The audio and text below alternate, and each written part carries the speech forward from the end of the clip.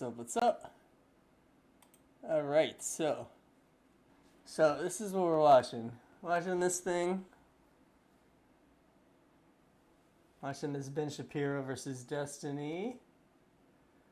And then we're trading NQ. So before we go into this, here's what we're looking for today. So obviously daily super bullish, right? Green candle. It is Friday though, so we got to be careful of that. But what we're looking for here is time. It is 8:07. There's typically a trading point 8:30, so that's kind of what we're looking for. We want to see it maybe come down to this area, and we buy around 8:30. And if not, we'll look at a turning point at 9:30 as well. So that's what we're looking for. We just want to push up and easy, quick profits, nothing too crazy, you know? Just want to keep it real smooth. So that's the plan, guys. That's the plan here. And we're probably gonna, watch the low time frames. In any case, we got about 20 minutes until 8:30, so we'll hang out till then. Not a big trading day on Fridays, so might not take any trade today, which is totally fine. We've had a good week. But we're going to keep an eye and we're going to look for a trade. We want to at least a little trade into these highs. So, try and buy around like under 17,880. All right, let's get started. To happen with Iran. There has to be some diplomatic bilateral communication there. No, what has to happen is the containment of Iran. History moves in one direction, right? Why? Because of time? Communism, Nazism, all of that was a regression from what was happening at, for example, the beginning of the 19th century and the 20th century. In what way? Do you think that today Donald Trump knows Really? that he lost the election? Absolutely. We're gonna see. So I don't. This is one of the areas where when we get into this, I don't understand if there's like brain breaking This is gonna happening be or what's really going on. I don't know interesting, what world we can ever this live in debate. where we say that Trump is try to less for it. divisive for the country I don't than have Biden. much. Joe Biden literally used the Occupational Safety and Hazard Administration to try to cram down vax mandates on 80 million Americans. That's insane. What about supercalifragilistic? And then you're What about pneumo ultramicroscopic? or the science terms. Yeah, exactly. Or what about the 7,000 letter thing that's from part of biochemistry? I got my education in the Soviet Union, so we just did math. I didn't learn any of this. That's why you're a useful person. Does body count matter?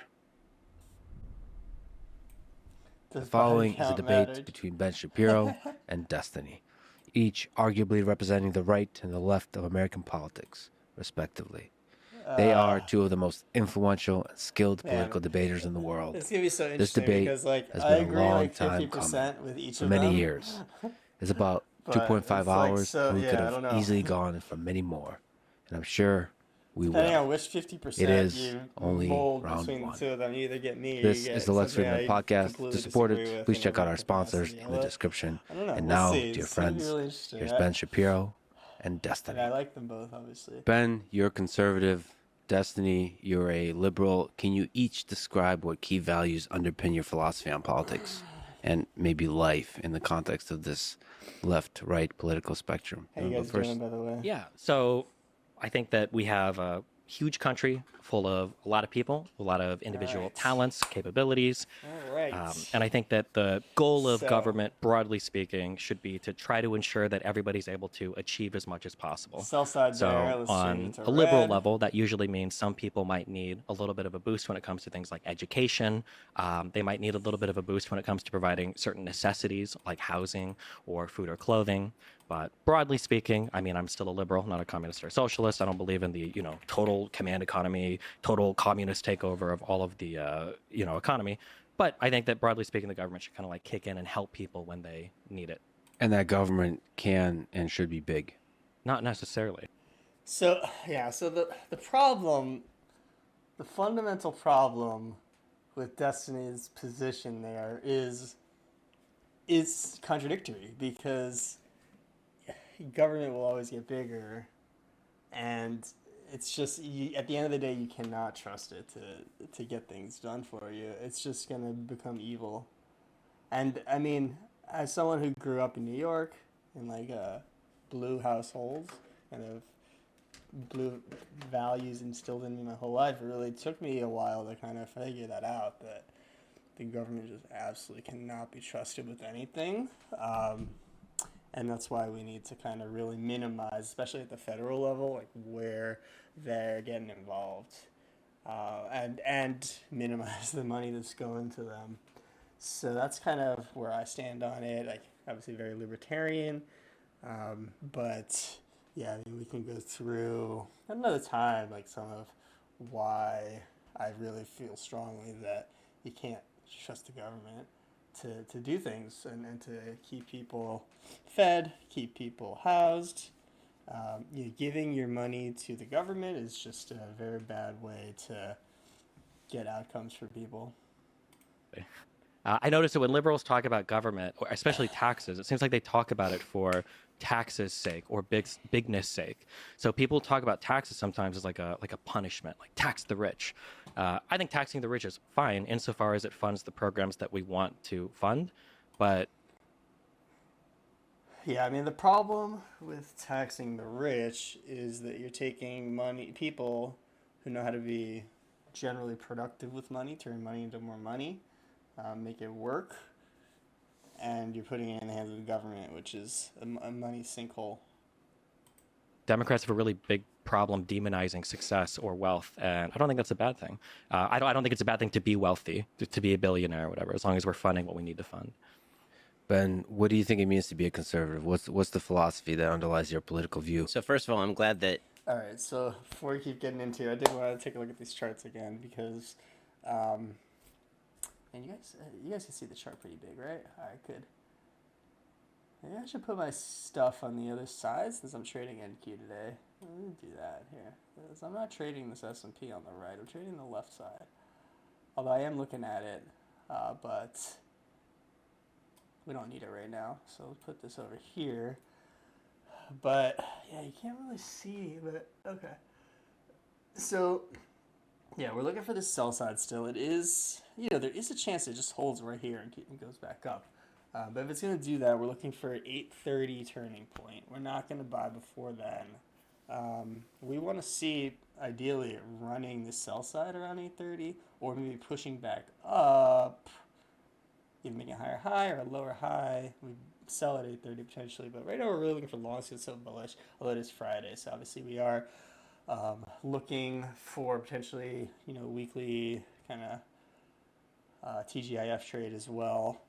So it's, we're not looking for anything big. We're just looking for a few pips, a few like handles here, maybe like 20, 30 handles on NQ, 50, I don't know, something. So we're not going to be greedy with it, but we do need to obviously be aware that, oh, here we go. Okay, it looks like the sell side should be incoming. Anyway, we'll keep an eye on it and I'll keep you appraised. Let's get back to it. See what Ben says. Destiny, you're already coming out as a Republican. That's exciting. I mean, we hold a lot in common in terms of, the basic idea that people ought to have as much opportunity as possible, and also insofar as the government should do the minimum amount necessary to interfere in people's lives in order to pursue certain functions, particularly at the local level. So a lot of okay. I don't know if Destiny agrees with that. They should do the absolute minimum. But we'll find out what he says. He probably is going to just gloss over it. The other thing is he's talking about, particularly at the local level. I guess I would argue that it's really the federal government that we need to be restricting and limiting to protecting us. And interstate disputes, we need to really kind of limit at the federal level how things are governed nationally, and then at the local level I think we need to let people kind of cook a little bit, and that's what makes the republic great. You have the states doing their own thing, so that's kind of how I feel about that. governmental discussions on a pragmatic level end up being discussions about where government ought to be involved, but also at what level government ought to be involved. And I have an incredibly subsidiary view of government. I think that What's up, local Apollo? How you been, governments, buddy? because you have higher levels of We're trading today, buddy. homogeneity and consent, are capable of doing more things. So, And Apollo, as we're you looking abstract up for- the chain, we're looking it for a becomes more and more run down below impractical here, and more somewhere into divisive this to range. do more things. Maybe In my even view, government is below basically there here to into preserve here. certain key liberties. Around 8:30. That's kinda Those what key we're looking liberties for. pre-exist the government insofar as they are more important than what priorities the government has. The job Apollo, of I couldn't government is figure out, to like, what the maintain, right, put in just for chat example, and it goes national on defense, Twitch. On YouTube, I protection couldn't of figure out property what rights, the right, protection of religious freedom. category These are was. the key focuses of government as generally expressed in the Bill of Rights and the Constitution. And I agree with the general philosophy of the Bill of Rights and the Constitution. Now, that doesn't mean, by the way, that you can't do more on a governmental level, again, as you get closer to the ground, which, by the way, is also embedded in the Constitution. People forget the Constitution was originally applied to the federal government, not to local and state governments. But you know, if I were going to define conservatism, it would actually be a little broader than that, because I think to understand how people interact with government, you have to go to kind of core values. And so for me, there are a couple of premises. One, human beings have a nature. That nature is neither good nor bad. We have aspects of goodness and we have aspects of badness. Human beings are sinful. We have temptations. And what that means is that we have to be careful not to incentivize the bad, and that we should incentivize the good. Human beings do have agency and are capable of making decisions in the vast majority of circumstances. And it is better for society if we act as though they do. Second, Okay, so that's interesting. Let's talk about human nature. You know, the whole Locke versus Hobbes thing. Humans necessarily, you know. Oh, Apollo, I haven't seen what Donk said, dude. What did Donk say, buddy? Oh, Donk. Yeah, I don't know. So, I mean, I think that in general, like, depending on the situation, I guess humans could be naturally good or naturally bad. It's going to vary person to person. Certainly, there are certain situations that'll turn anybody bad, I think. And yeah, I mean, there are some people who they had good upbringing up to a certain point, and they're probably gonna, be somewhat moral. Complicated question. Let's see where he's going with that. But yeah, we're still keeping an eye on this. I think we're still looking for this to go down. Maybe come up, go down, sell down here. This is, let's see, so if we go back to the 5 minute, I did want to just take a look, if we look at the London kill zone, this is your fake out in London, right here, down there. So that's something that isn't very significant. It's not a very significant fake out, but we still can look for a buy here with a stop below that. Yeah, so this is your midnight candle. So it starts right here, up. This is your buy below midnight. So we want to get back close to there, potentially, with the eye on the time. All right.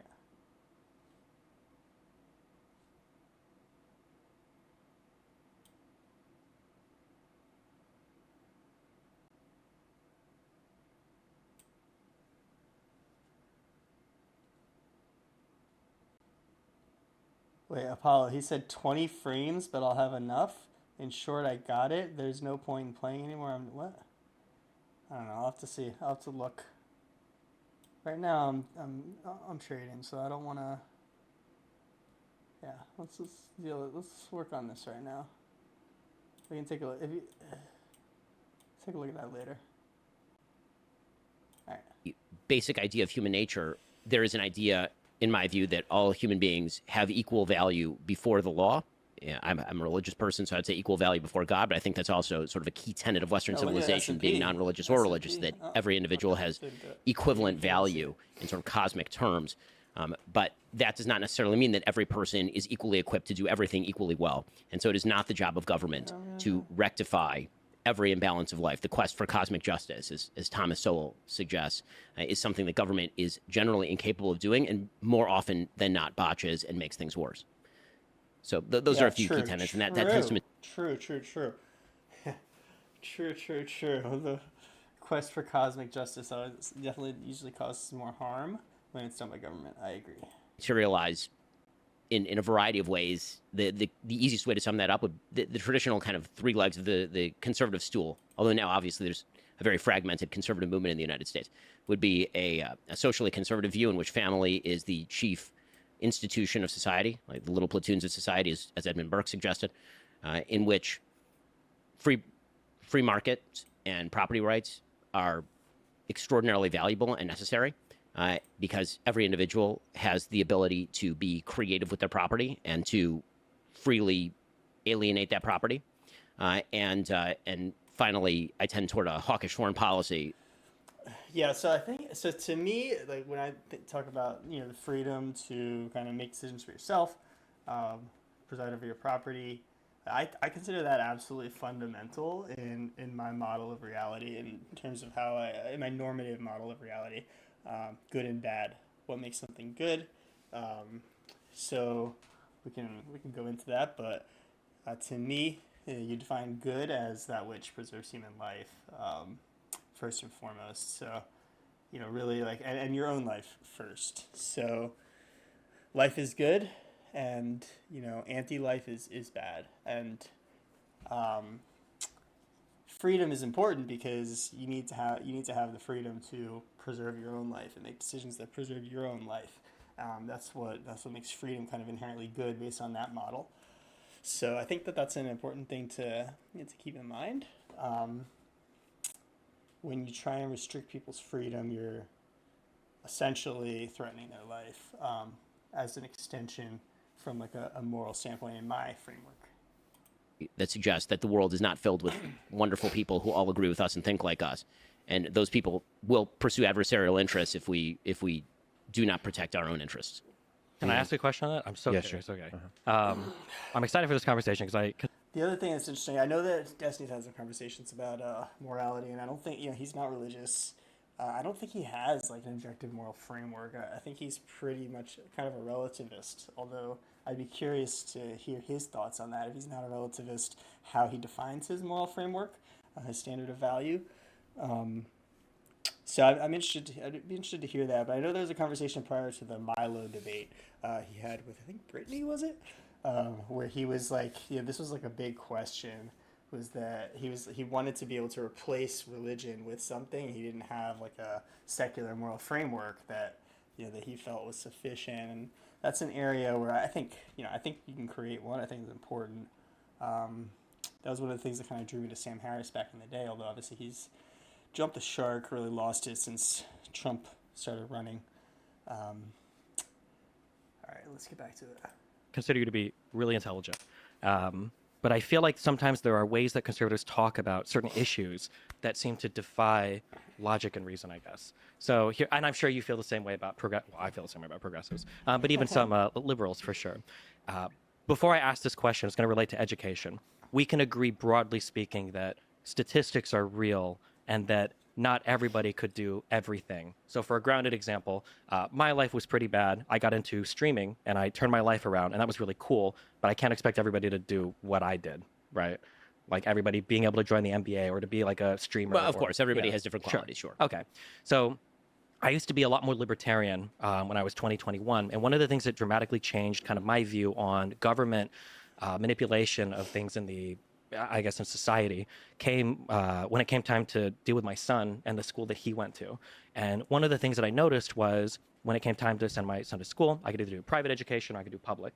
Personally, I did 12 years of Catholic private education. However, the public schools in Nebraska, depending on where you lived, were very, very, very good.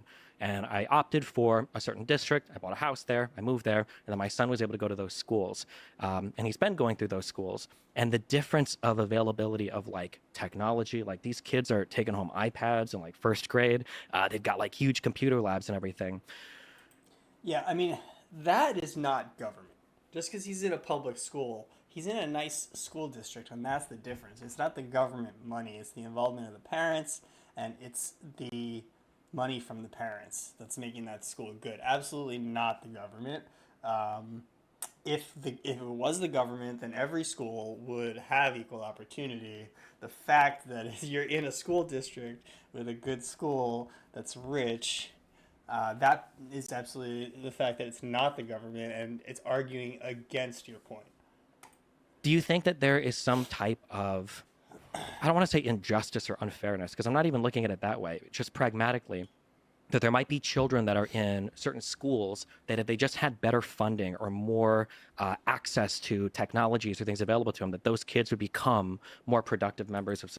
Yeah, absolutely not. I mean, just the technology in and of itself and the funding is not going to cut it. No, you need culture, number one, in the home. But you also need people who are involved in the school and care about what's going on in the school, because you're not going to be able to just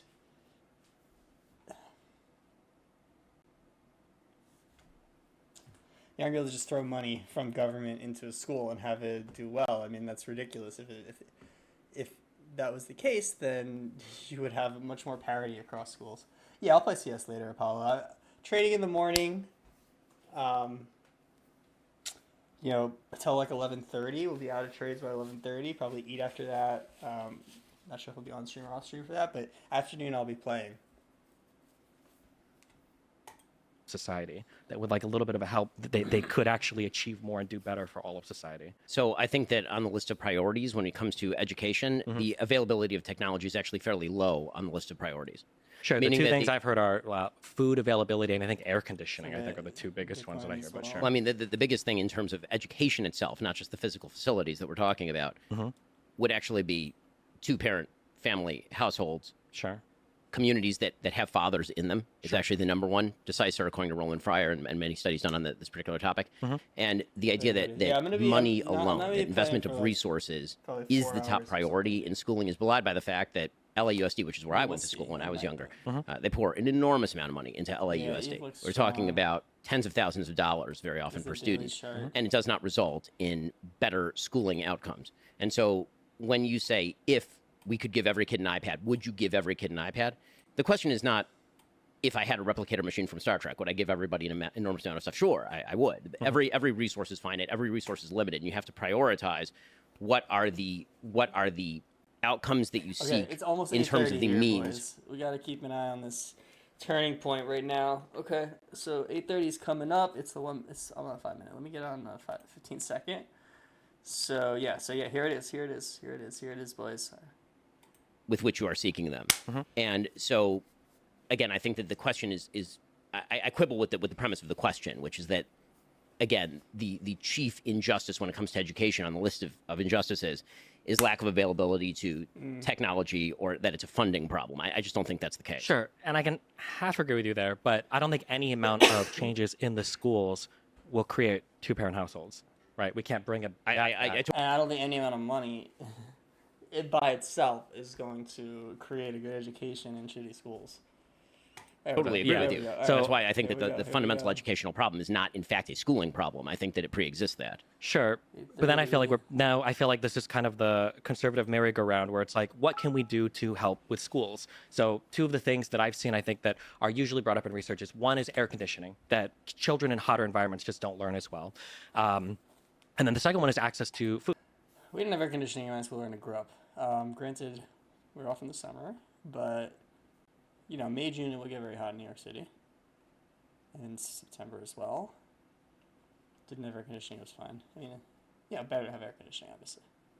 All right, is Food. this our So like turning kids that are point? given like Oh, breakfast or a lunch that's provided at Looks- school, that like looks like increases we're educational balanced. All right, we wanna outcomes. get Now I in- agree that neither of these things might be determinative. that's a turning point in right like there. So well, that's 20% actually of where kids we were wanted graduating, and now 80% of get kids are graduating, in. or these kids are all going, with their So- GEDs into the workforce, and now these kids are all suddenly becoming engineers. But in terms of where we can help, do you think there should be like some minimum threshold or minimum baseline of like at the very least every school didn't should have buy a it. non-leaky Oh, I gym, or every missed it. school should have if I was children can't literally afford just lunch or gonna breakfast, buy like it. some sort of food provider, or every school should have these like baseline things. So pullback. Again, I'm going to quibble with the premise but of the we got- question we because saw I think it. that when it comes to, for So example, that's food fine. insecurity, Yeah, that was school obvious. food programs. Obvious, You can always pour money into any program and at the margins create change. I mean, there's no doubt that pouring money onto anything will create change in a marginal way. The question is how large I is the should have margin bought and that. how big I is the should have movement. just bought it. Right, so the Once delta I is saw what it I'm bounce, looking I at. should have just bought And it. so I think that the you're I was starting at a actually second buying order it off question, stream on my which account, is my what real if we account, ignore what I 'cause this is would just think paper are the big trading, as you primary can questions see. of I education, was trying namely to buy it off family stream structure, value of first, education and at then I was home, gonna how buy it much on here. you have parents who are We'll still capable get or a willing to chance, help though. We'll with get another homework. What are the opportunity incentive to structures we enter. can set up for a society that actually facilitate that?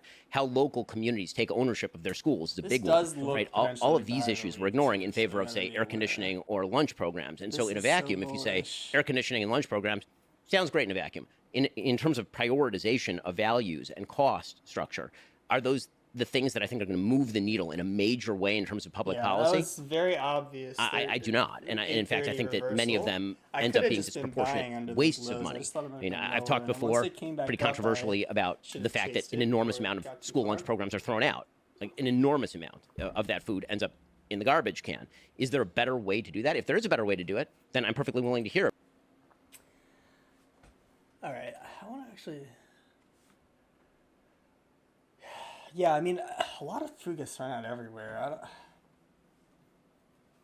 Yeah, I don't know what to do about that. It's unfortunate, but it's reality. We throw out a lot of food. About that better way to do it. But it seems to me that one of the big flaws in the way that many people of the left approach government is, what if we hit every gnat with a hammer? And my question is, what if the gnat isn't even the problem? What if there is a much bigger substructure Look at problem that this. needs to be solved in order to, It's if you're so shifting deck obvious. chairs on the Titanic, That's sure, you can Friday, make dude. the It's Titanic hard slightly more sometimes. balanced because the deck Friday. chairs are Look at slightly better this. oriented. I wanna fade But the real this so question is bad, the water that's too. gaping into the Titanic, right? Yeah, might and I agree just with you for the lulls 100%. just fade But here. again, Let's I feel like we're go. on the conservative merry-go-round then of never wanting to Let's address just- That's not a any. This is a conservative paper merry-go-round. trade. I can We're give you trading it. 10 ways. Well, sure, but so like here would be the merry-go-round. I would fading say it. that like there is a minimum funding for schools that I think would help children, and then we go, well, the thing that would help them the most is two-parent households. And I go, okay, well, two-parent households actually aren't the problem. The issue is access to things like birth controls, that people don't have children early on. And it's like, but the issue isn't actually birth control. The issue is actually you need a certain amount of money to move out early and to get married and then to have a two-parent household. So it's actually like economic opportunity. No. Well, it's not. You No, know. just two-parent households. Yeah, That's it. but like, what are the Don't precursors fuck people for- before you're married and have babies. Sure. Done.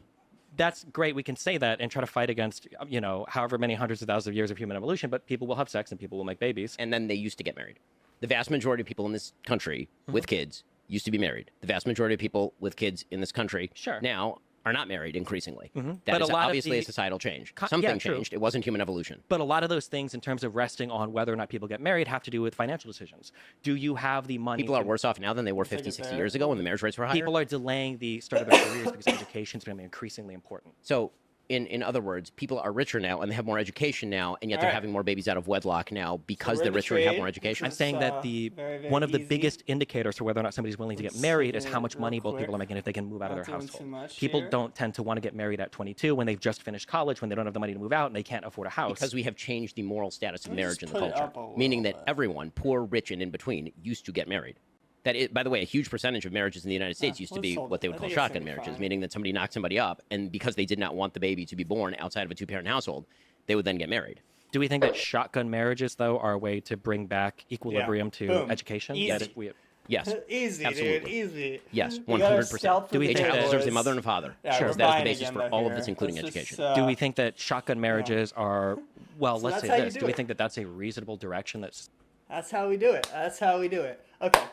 So we're still trading here. I haven't been commenting as much on this video as I should. Maybe I should just rewind it. But yeah, this is where things are getting interesting. Because I agree with Destiny. You can't just say don't have kids out of wedlock, don't have sex out of wedlock. That's a little crazy. I don't really think that you're gonna have success with that. Like abstinence only education is just not gonna work. So from a practical standpoint, I don't agree. It's just you need solutions that work. You can't just say bullshit. All right, should we buy again? No, we're gonna hold. We're gonna wait. We got a little bit of a trade there. I think we're gonna wait till 9:30 now for the next one. All right, let me rewind this a bit and let's go back to this whole education segment. No, not the whole thing.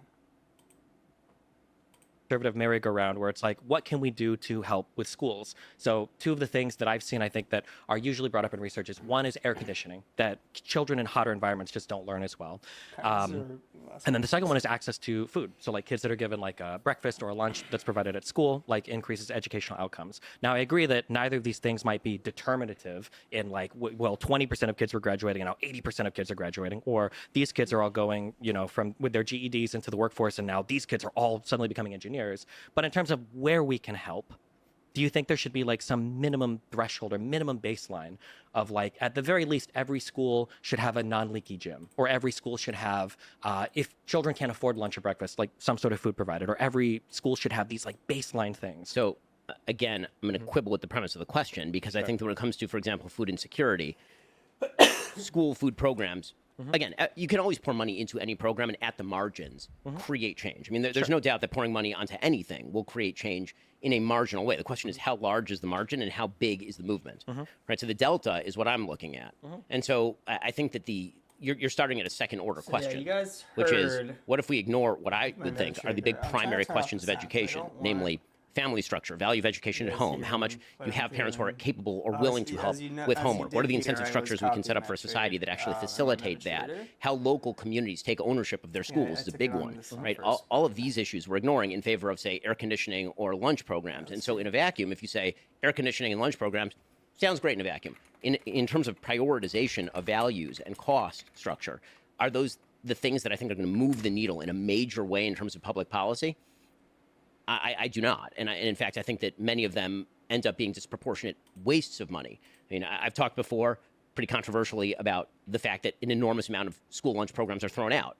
Like an enormous amount of that food ends up in the garbage can. Okay. Is there a better way to do that? If there is a better way to do it, then I'm perfectly willing to hear about that better way to do it. But it seems to me that one of the big flaws in the way that many people of the left approach government is, what if we hit every gnat with a hammer? And my question is, what if the gnat isn't even the problem? What if there is a much bigger substructure problem that needs to be solved in order to, if you're shifting deck chairs on the Titanic, sure, you can make the Titanic slightly more balanced because the deck chairs are slightly better oriented. But the real question is the water that's gaping into the Titanic, right? Yeah, and I agree with you 100%. But again, I feel like we're on the conservative merry-go-round then of never wanting to address. That's not a conservative merry-go-round. I can give you 10 ways. Well, sure, but so like here would be the merry-go-round. I would say that like there's a minimum funding for schools that I think would help children, and then we go, well, the thing that would help them the most is two-parent households. And I go, okay, well, two-parent households actually aren't the problem. The issue is access to things like birth controls, that people don't have children early on. And it's like, but the issue isn't actually birth control. The issue is actually you need a certain amount of money to move out early and to get married and then to have a two-parent household. So it's actually like economic opportunity. No. Well, it's not. No, just two-parent households. That's yeah, it. but like, what are the precursors? Don't fuck people before you're married and have babies. Sure, done. That's great. We can say that and try to fight against, however many hundreds of thousands of years of human evolution. But people will have sex and people will make babies. And then they used to get married. The vast majority of people in this country with kids used to be married. The vast majority of people with kids in this country now are not married increasingly. That is obviously a societal change. Something changed. It wasn't human evolution. But a lot of those things in terms of resting on whether or not people get married have to do with financial decisions. Do you have the money? People are worse off now than they were 50, 60 years ago when the marriage rates were higher. People are delaying the start of their careers because education is going to be increasingly important. So in other words, people are richer now and they have more education now, and yet they're having more babies out of wedlock now because they're richer and have more education? I'm saying that one of the biggest indicators for whether or not somebody's willing to get married is how much money both people are making if they can move out of their household. People don't tend to want to get married at 22 when they've just finished college, when they don't have the money to move out and they can't afford a house. Because we have changed the moral status of marriage in the culture, meaning that everyone, poor, rich, and in between, used to get married.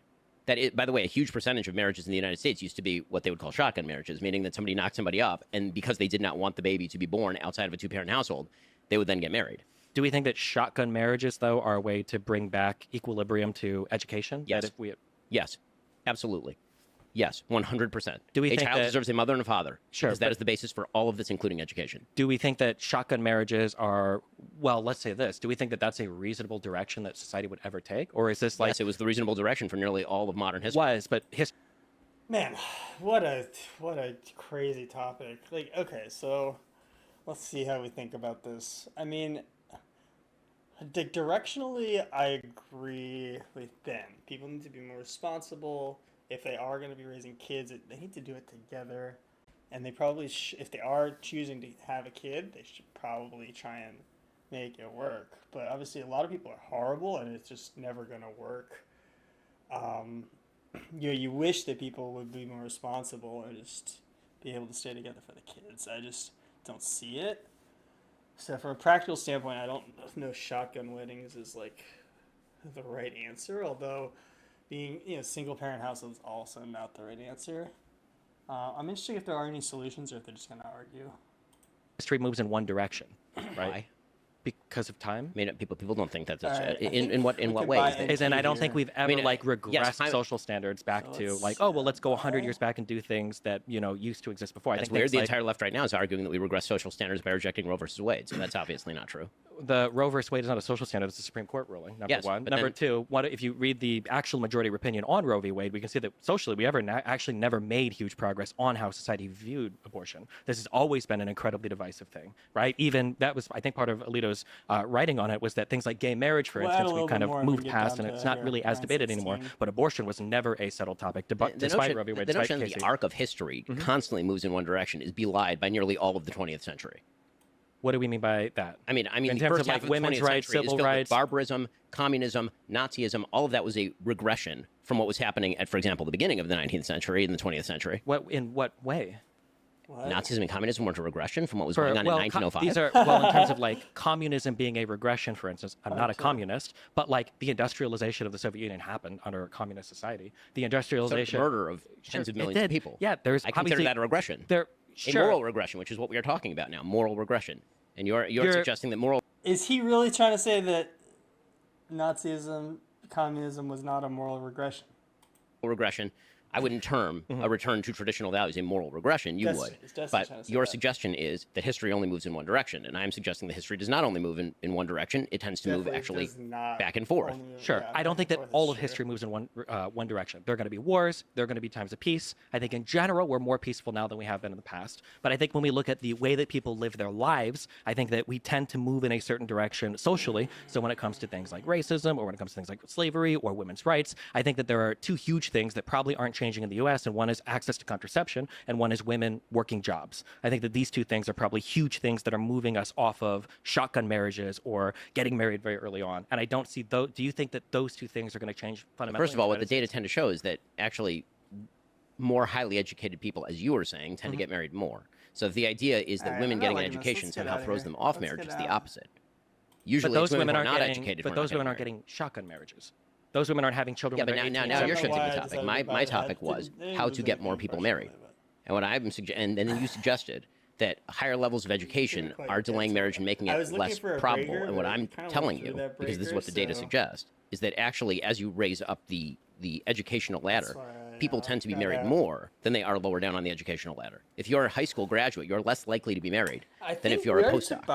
I agree with you, but that's because one of the biggest precursors to getting married is having like a level of economic stability. So as people get more educated, they obtain this economic stability, and then they're in a more comfortable position to explore more serious relationships. There's another and get married. confound there. I mean, the confound is that people in stable marriages tend to be the children of stable marriages. And there's only one way to break that cycle, which is to create a stable marriage. And that is something that is in everyone's hands. Again, this notion that it is somehow an unbreakable, unshatterable barrier to get married and have kids. I don't understand where this is coming from. Why is that such a challenge? I It's don't not a think it's challenge. unbreakable or unshatterable. The initial point was for school, if we can provide a minimum level of educational stuff for children, that'd probably be good. But when we retreat back to, well, it has to be the families that are fixed first, fixing families is a multivariate problem that has listen, so many different... I am yeah. fine within my local community. We all vote. Again, I've suggested that there's a difference between local community and federal. I'm fine with my local community voting for school lunches or air conditioning or whatever it is that we all agreed to do, because the more local you get, the more homogeneity you get in terms of interest and the more interest you have in your neighbors. All of that's fine. I'm part of a very, very solid community. In our community, we give All right, so I think Ben's making the same point I was making, that local is good, federal is bad. I did want to just look at this gap here. S&P is not gonna. It's gonna close this. Maybe it will take 9:30 open to close it, but it's gonna close it. So I'm waiting for that. Should close the gap. Yeah. So I want this to come back here. I'm not gonna buy any NQ or S&P until it does, or I get a better signal. to each other. We have minimum standards of helping one another. All of that's wonderful. when it comes to the actual problem of education, what I object to in the political sphere, and this happens all the time, is everybody is arguing on top of the iceberg about how we can move the needle 0.5 percentage points, as opposed to the entire iceberg melting beneath them. And we just ignore that. And we pretend that that's just, sort of the natural consequence of things. The arc of history suggests that people are never going to get married again. Well, I mean, actually, what the arc of history suggests, realistically speaking, is that the people who are not getting married are not going to be having kids. Yeah. And what it also suggests, the people who are married are going to be having kids. True. And so the demographic profile, actually, over time, is rather going to shift toward people who are having lots and lots of kids. Yeah. I'm married. I have 4 kids. Everyone in my community is married. It's like minimum buy-in in my community is 4 kids. Okay, and so what's happening actually in terms of demographics is that the people who are more religious and getting married are having more kids. And so if you're talking about the arc of history shifting toward marriage, I would suggest that actually demographically over time, long periods of time, not over one generation, over long periods of time, the only cure for low birth rate is going to be the people who get married and have lots of kids. Yeah, I don't necessarily disagree with any of that, but I'm just saying that, again, I know you're upset when I bring up the term merry-go-round. I think that there are good conversations to be had about people getting married because stable families produce stable children that are less likely to commit crime, that are more likely to go to school, that are more likely to be productive members of society, et cetera, et cetera. I'm not going to disagree with you on any of that. All of that is true.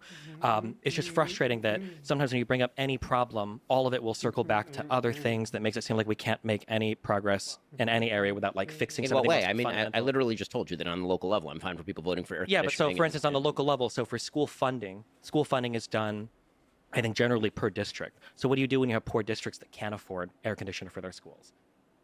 I mean, the idea there would be that presumably if the society, meaning the state, and I generally don't mean the federal state, I mean like the state of California, for example, decides that everybody ought to have air conditioning, people will vote for air conditioning, and that's perfectly legal.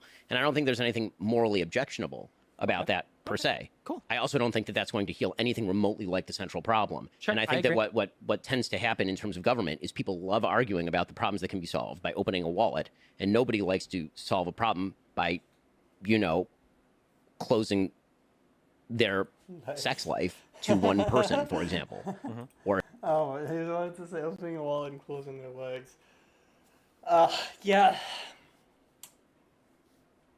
Yeah, I mean, I'm in agreement with Shapiro right now about solving things on the local level or the state level, not the federal level. I'm interested where Destiny disagrees with that and how and why.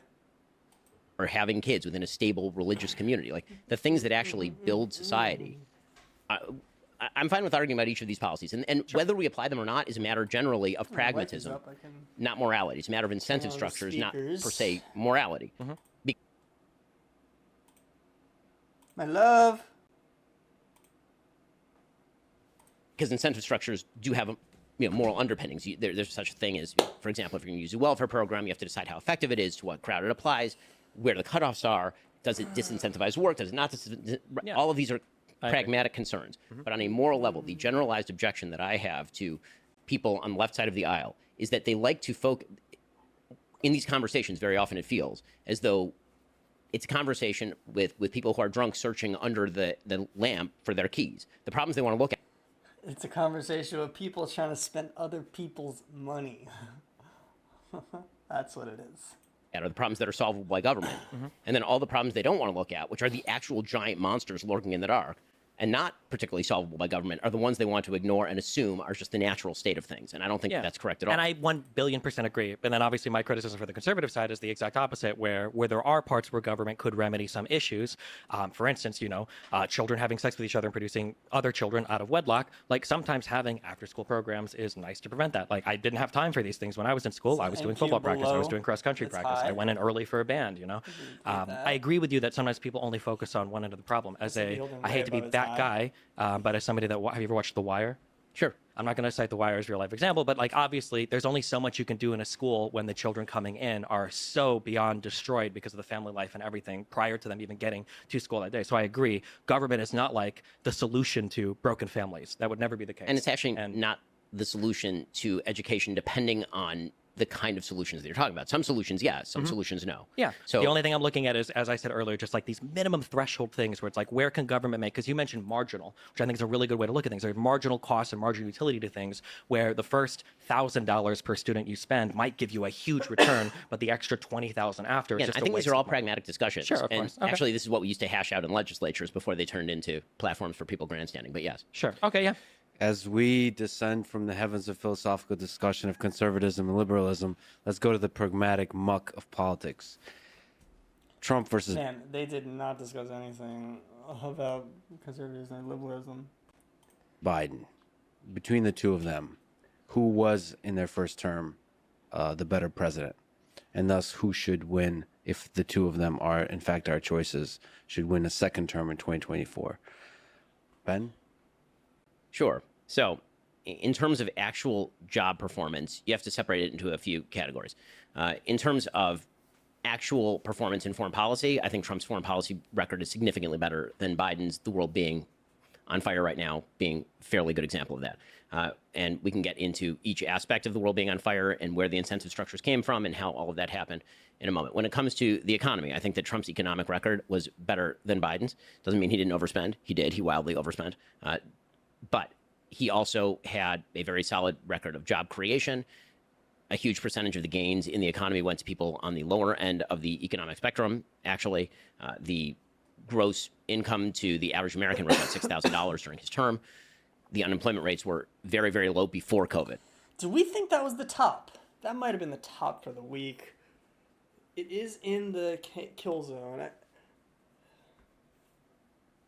Because I'm looking at this and all I see is sell side now. I mean, obviously it could keep going, but I still want to buy it. But just looking at this structure here, this looks like you want to run this low before going higher, maybe even this slow.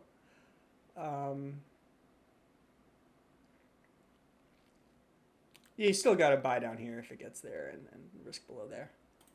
Yeah, I think that you almost have to separate the Trump administration into sort of before COVID and during COVID, because COVID obviously is sort of a black swan event, the most signal change in politics in our lifetime. And so, governance during COVID is almost its own category, which we can discuss. But, in terms of foreign policy, in terms of domestic policy, I think that Trump was significantly better. So we're coming to the close of the hourly candle here. You can see big wick on this hourly candle. It's kind of nasty, actually. If it pushes back up in, that would be good, I think, as far as bullishness. But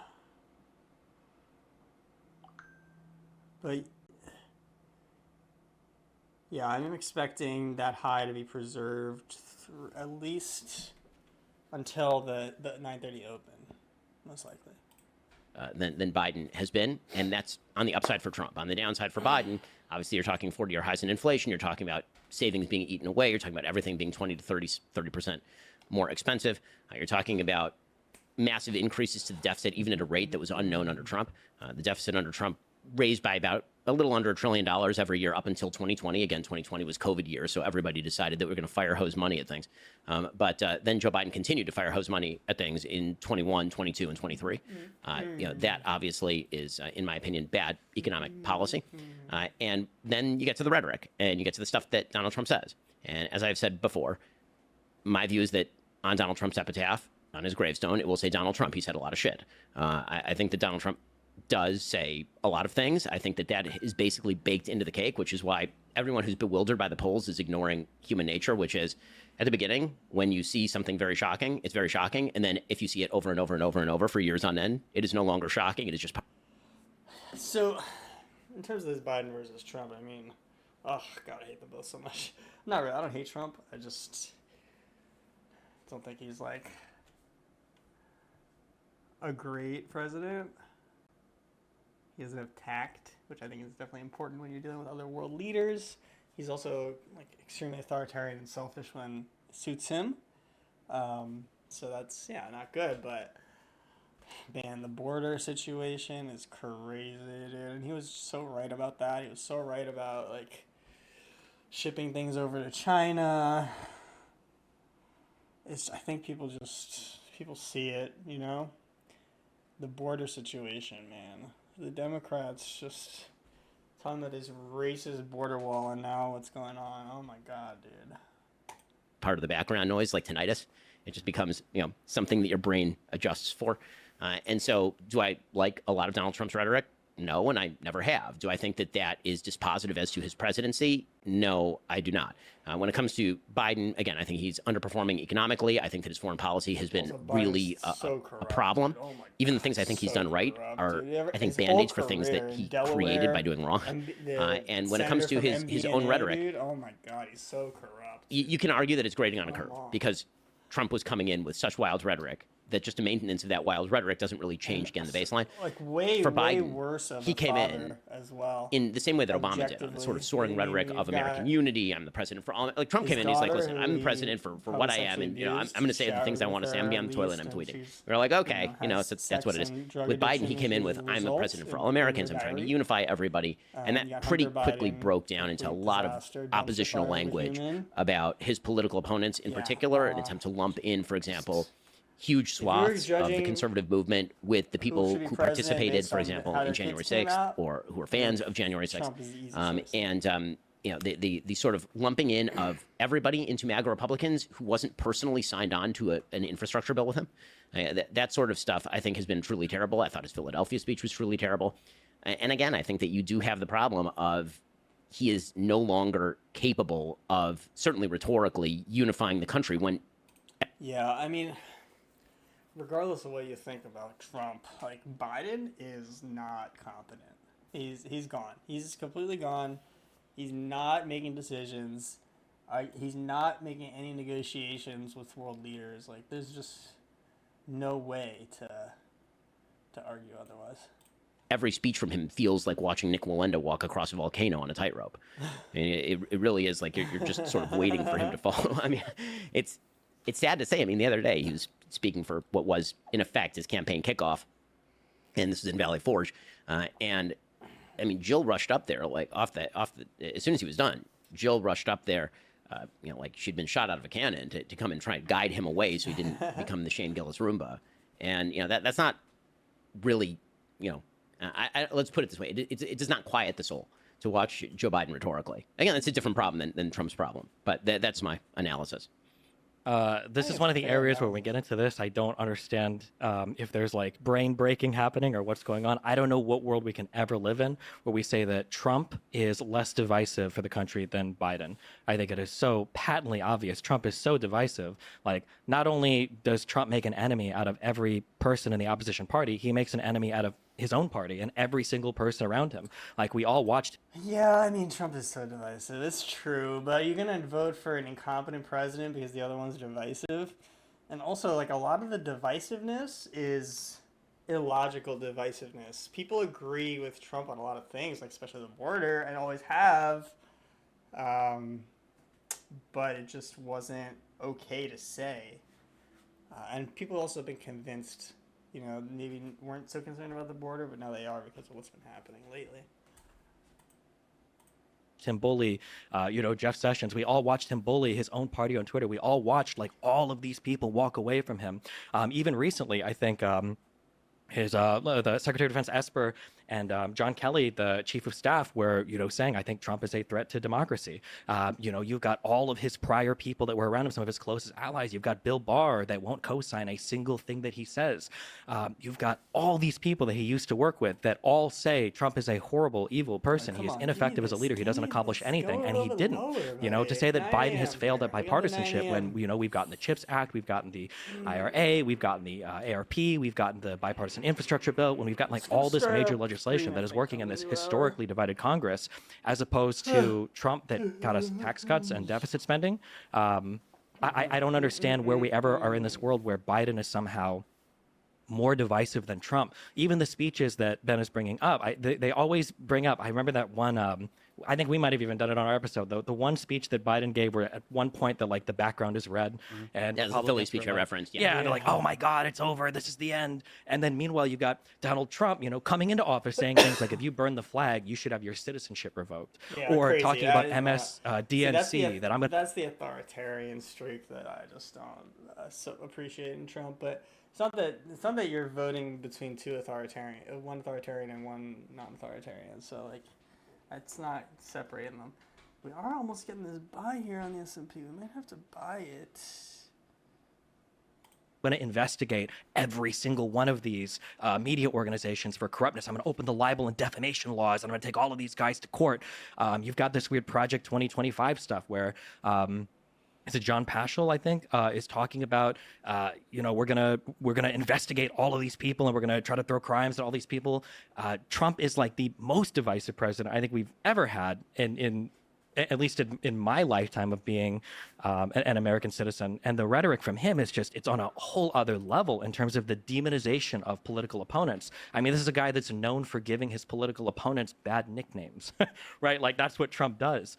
Like, What's wrong? Bad nicknames is like the least bad thing you can do. I mean, compare the bad nicknames that Trump gave people to the insanity that Hillary Clinton did to him with the Steele dossier and all that Russiagate nonsense. it's funny, but even as a resident of Florida, if Florida had another natural disaster, do you think Trump would withhold aid? Because you had, I think that was one of the few nice things that DeSantis actually said about Biden was that, like, hey, listen, when the buildings collapsed in, I think that was in Miami Beach, that, for the hurricane stuff, that Biden was there. He was saying, if you guys need aid, however many billions, you can have it. Meanwhile, Trump, I think, was threatening to withhold federal funding from blue states that wouldn't, I think it had to do with the National Guard stuff, the deployment of the National Guard, that they weren't like doing enough for the riots. And Trump was threatening to withhold aid from some of these blue states.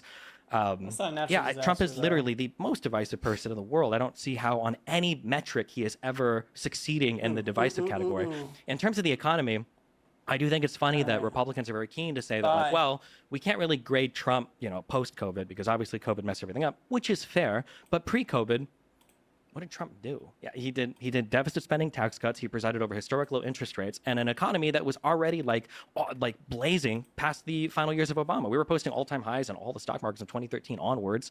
Unemployment rates were falling. Now under Biden, unemployment rates are even lower than they were under Trump.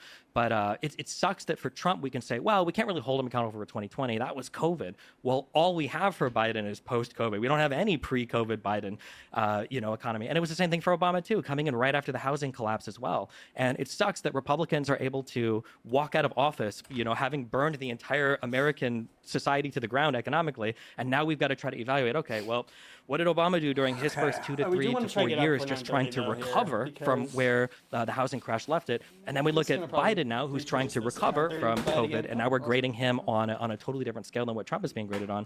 Yeah, that sucks, I think. We can comment go into on the foreign policy. On the foreign policy, I'm going to be honest. I am very liberal. I'm very not progressive. I'll probably come off as more hawkish than others because I'm not a big fan of this. Which also, if Ben agrees, like, I think people like Trump are going to be the most dovish, isolationist people ever. They don't want to do anything internationally. They just want to, protect America, be at home, protect our economy, don't do anything internationally, which is why he was constantly undermining NATO and constantly, attacking all of the European Union and cheering on the UK for Brexiting away from the EU. I think, that being said, I think that Biden has done a phenomenal job when it comes to foreign policy. I think that the coalition building was so important for Ukraine, Russia, and I'm so happy that he decided to go to our European allies and our NATO allies and try to build a coalition of people to help Ukraine so that wasn't only the United States. Personally, especially after doing a whole bunch of research, I do tend to side with Israel over Palestine in a lot of the Israeli-Palestinian conflicts. I'm glad that Biden, while remaining a staunch defender of Israel, is trying to rein in some of the more aggressive posturing towards the Palestinians in the Gaza Strip. I'm proud that Biden said, hey, listen, we're going to delay some of these attacks. Hey, listen, we are going to allow humanitarian aid here. Hey, listen, we are going to try to, not kill as many Palestinian people down there, while still, signaling that he would be a staunch supporter of Israel in the conflict, assuming the civilian casualties don't go too high. For foreign policy, blemishes. The biggest one you can give to Biden is Afghanistan and the pullout there. But man, are we going to talk about, the Inspector General report that says that one of the biggest reasons why the Afghanistan pullout was so disastrous was because of the Doha Accords, where Donald Trump headed talks that didn't even include the Afghanistan army. These were disasters. Like when Biden took office, we had 2,500 troops left in Afghanistan. Like, what was the options even afforded to Biden at that point? No matter what your options are, obviously you've got the abandonment of the Kurds, and you don't leave like hundreds of billions of dollars worth of equipment. No matter what your options are, you don't leave hundreds of billions of dollars worth of modern military equipment that we bought with our tax dollars. Period. For Syria, for the Turkish. If Trump did that, you criticize him too. There's nothing to say. You just don't do that. Too much, and we need that shit. Armies to lay waste to. I can talk about Iran and North Korea, although I'm not sure where Ben would land on those. But yeah, that's broadly. Yeah, That's a lot from both. That's You, a lot, you, yeah. you want to pick at something where you disagree with here? Well, I mean, there's a lot. So, I mean, so I want to ask a few questions on each one of these. yeah, sure. All right. All right, we're back. So let's talk about divisiveness for a second. So there's no one who can make the case that Donald Trump is not divisive. Yeah. Of course, S&P he's incredibly divisive. Filled that. It's a Or given. excuse me, NQ filled that. Do you treat Biden's rhetoric with the same level of seriousness that you treat Trump's rhetoric? Or I should probably put that the other way around. Should we treat Trump's rhetoric with the same level of seriousness as Joe Biden or, say, Barack Obama's rhetoric? I'm going to try to be concise when I say these. Broadly speaking, especially in studying Israel, Palestine, and Ukraine, Russia, I try not to take politicians at their word because sometimes they just say stuff to say stuff. I understand that. But broadly speaking, I'm going to look at the rhetoric and the actions, and I am going to grade them the same. So, yes, I would hold Biden and Trump to the same standard. Right. So my feeling is, and this is one area where, for clarification, we're going to have a division, is that I, of course, don't treat Trump's rhetoric in the same way that I treat Biden's or Obama's. He's utterly uncalibrated, and he says whatever he wants to at any given time, and it doesn't even match up with his policy very often.